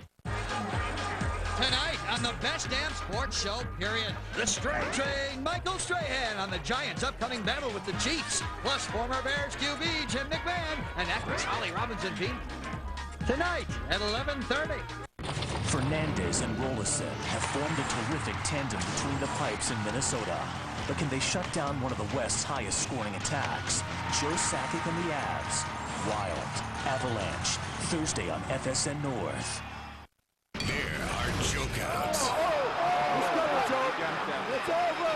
There are tap-outs. And there are submissions you won't believe. For the first time ever, Pride Fighting Championships has assembled its best submissions on one pay-per-view. If you love the sport of fighting, you've got to see Pride Fighting's Hardcore Submissions Volume 1. Playing this month on Dish Network pay-per-view. You ever think you might have worms? If your computer is slowing down or crashing or just acting weird. E-acceleration with the full power of Stop Sign can make it like new again. Stop Sign gives you virus protection second to none. With a spam blocker and spyware remover. Pop-up blocker. And the Stop Sign firewall for all the protection you'll ever need. Guaranteed. You may be infected and not even know it. Go to StopSign.com for a free virus scan now. You're watching FSN North.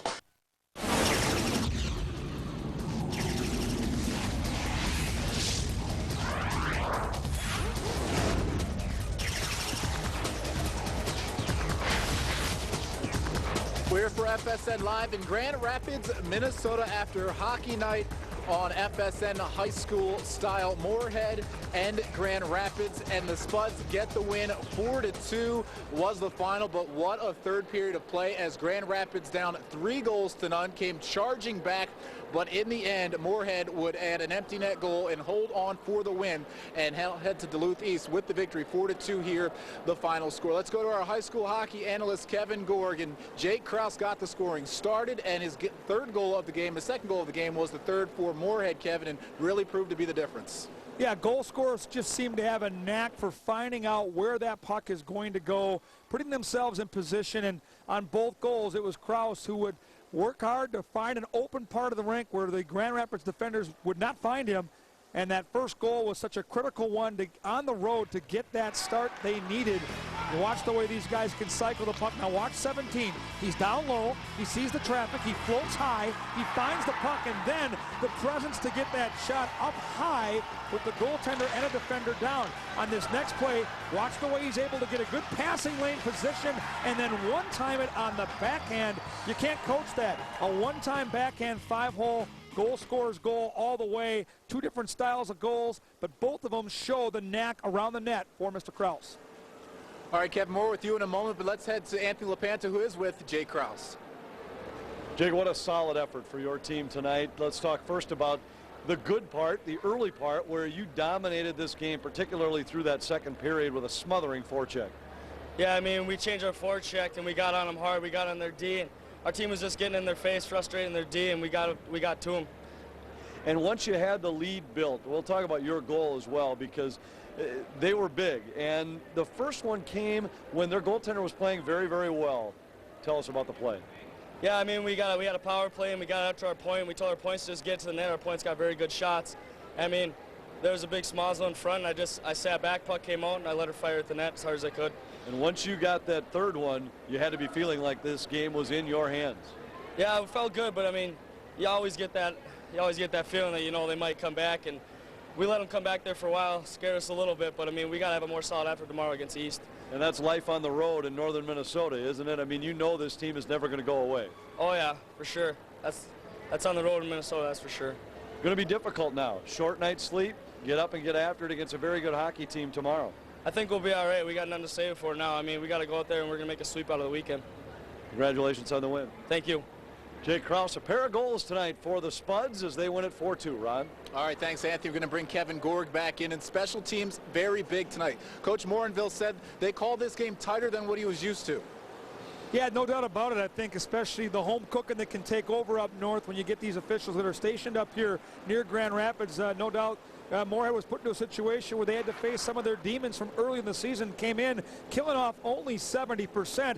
a team that's used to killing around 90 to 95%. It was a point of emphasis this week in practice from talking to their coaching staff, and for most of the game they did a great job of not allowing Grand Rapids room to operate. Now Rapids got that backhand goal late on a power play to make one of those situations pay off, but other than that, I really like the way Moorhead defended the front of their net, and here was that goal that kind of snuck through the wickets of goaltender Kundi, who had a fabulous game, but probably would like to have that one back. But to me, the core of defensemen for Moorhead set the tone all night long in the middle of the rink in that neutral zone, whether it be 5-on-5 or 4-on-5 in a penalty kill situation. They just did not allow Grand Rapids any space to control that puck, either creating turnovers or forcing the dump in, and that's how the game is supposed to be played on a defensive ledger.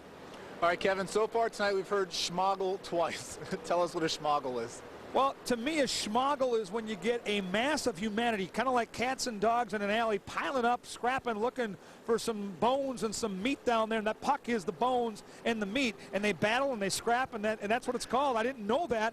I was educated tonight by one of the Moorhead Spuds, but you can see they must work on it in practice because that meat and that bone ended up in the back of the net with the red light behind the net, and that's what the game's all about. All right, there he is. He's a dictionary and a hockey analyst. Now let's go back over to Anthony LaPanta, who is with a happy head coach from Moorhead, Dave Morinville. Well, thanks, Ron. Actually, I think I'm with a relieved head coach, Dave Morinville. You built the 3-0 lead, I think, playing Moorhead hockey, a smothering forecheck, defense that was not allowing very many good scoring chances. Yeah, I would agree with that. And then we got that third one, and I think guys we're always talking about, we got to get that third one.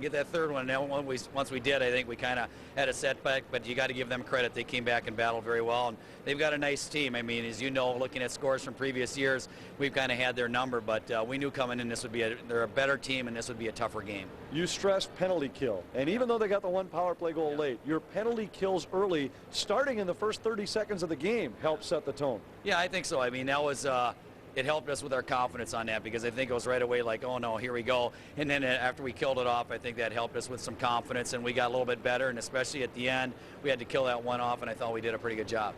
And even though you give up a couple of goals in the third period, I think these are the kind of wins to which you can point and say, here's where a team grew up. Here's where a young team found a way to win a game on the road. Yeah, I agree. I agree with that, because this is not an easy place to play. I mean, as you know, the neutral zone, there's not a lot of room here, and they like to really stack it up in the neutral zone and pick off passes, and, you know, it kind of disrupted our game for a little bit, because we had to realize you got to dump it in and go after it and do those things. So, you know, I mean, and it's good to play like that way and learn different things like that and learn some things about your team. And, you know, it was a good game by us. I mean, like I said, I thought our defensemen played pretty good defensively. I thought our whole team did, and, you know, it was good. Now a short night and a tough test tomorrow. Oh, without a doubt. Like I said, every time we've done this road trip, we've never swept both games. So we know Duluth East is sitting there waiting for us, and they're chomping on the bit. Congratulations. All right, thanks, Anthony. Dave Morinville, head coach for the Spuds. 1 down, 1 to go for Moorhead, Ron. All right, more from Anthony LaPanta coming up in a bit. Much more to come here from Grand Rapids, as Moorhead, with a 4-2 win, will continue the breakdown on FSN North. Toyotathon is back. For 27 years, it's been the greatest time to buy the Toyota you're looking for. Quality, selection, value. You'll find it in every vehicle we build. Lease the 06 Tundra Double Cab 4x4 for only $269 a month with absolutely no down payment and only $669 due at signing. Or lease the 06 4Runner for $275 a month or get $1,000 customer cash. The place is your Toyota dealer. The time is now. Treat yourself today. Toyota, moving forward.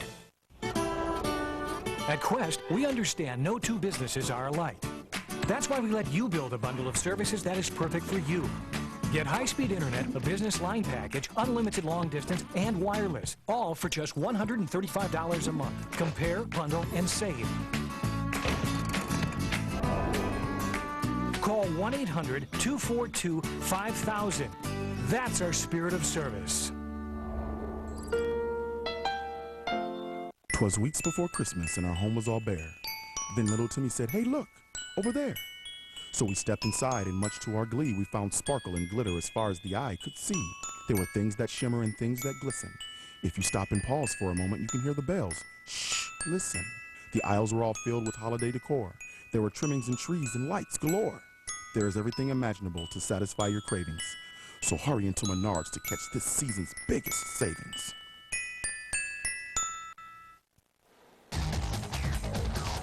Grand Rapids has taken home 3 state championships. Moorhead still looking for their first, but they get the win here tonight, 4-2 over Grand Rapids. Thank you for joining us for FSN Live. I'm Ron Johnson. With more on tonight's game, go over to Kevin and Anthony. Now, guys, so far we've had 2 great games. I don't know who came up with this schedule, but not a bad job so far. So far, so good, and I expect nothing less than this most of the rest of the way, in fact, starting tomorrow night. But let's talk about this game first. The way this game got started, Grand Rapids with a great opening couple of minutes, got the power play, generated some chances, but it was the Moorhead penalty kill and their goaltending that got them off to a good start. Yeah, the goaltending was so sharp early, and again, you talked about it, that penalty kill and the way they suffocated Grand Rapids, taking away space throughout this hockey game. That really was the tempo that was set by Moorhead. They established a forecheck. They made the offensive plays. They got the 3-goal lead, but give Grand Rapids all kinds of credit for making that a 3-2 score and giving them a pretty good scare down the stretch. Absolutely. We talked about the fact that this Grand Rapids team was different from what they had seen the last couple of years. Dave Morinville said it. Bruce LaRock said it. We told you that. And the big reason to which everybody could point was the goaltender. And Ryder Jensen was outstanding here tonight. He made some gigantic saves early when Moorhead had some terrific chances. And again, you saw the breakaway early on here. This was a save that I loved, a left pad beauty. And he kept his team in this thing early when Moorhead was creating so much offense. You see a couple of diving, sprawling saves there. And now the turnover, the glove save and a beauty right in the slot with traffic. That's why Moorhead kind of had a hard time getting the offense going, even though they were controlling the play. He gave his team a chance to come back late in the 3rd period. And Cooney was just as good at the other end early. Now, he gave up a couple of goals late, but if he doesn't make a couple of those stops, particularly when they were shorthanded in the first period, this game might have been totally different. What I liked about Cooney was his focus. He didn't see the steady diet of shots, but he was out there focused and playing his angles, and he let the one goofy goal in off the backhand on a penalty kill situation, but he too had to make some really, really tough saves early when he wasn't all the way into the game, sliding left to right on a couple of 2-on-1 situations where if Grand Rapids gets that goal, probably a different hockey game. Bottom line is, I think we saw almost everything we expected to see here tonight. Smothering forecheck from Moorhead, solid defense, good goaltending on both sides, and in the end, a very exciting finish. Ron? And 4-2 the final score. Anthony LaPanta and Kevin Gore calling tonight's action. We'll hear from them later on in the show. Still much more to come here from Grand Rapids on FSN Live as we had another high school hockey night, and a beautiful night it was.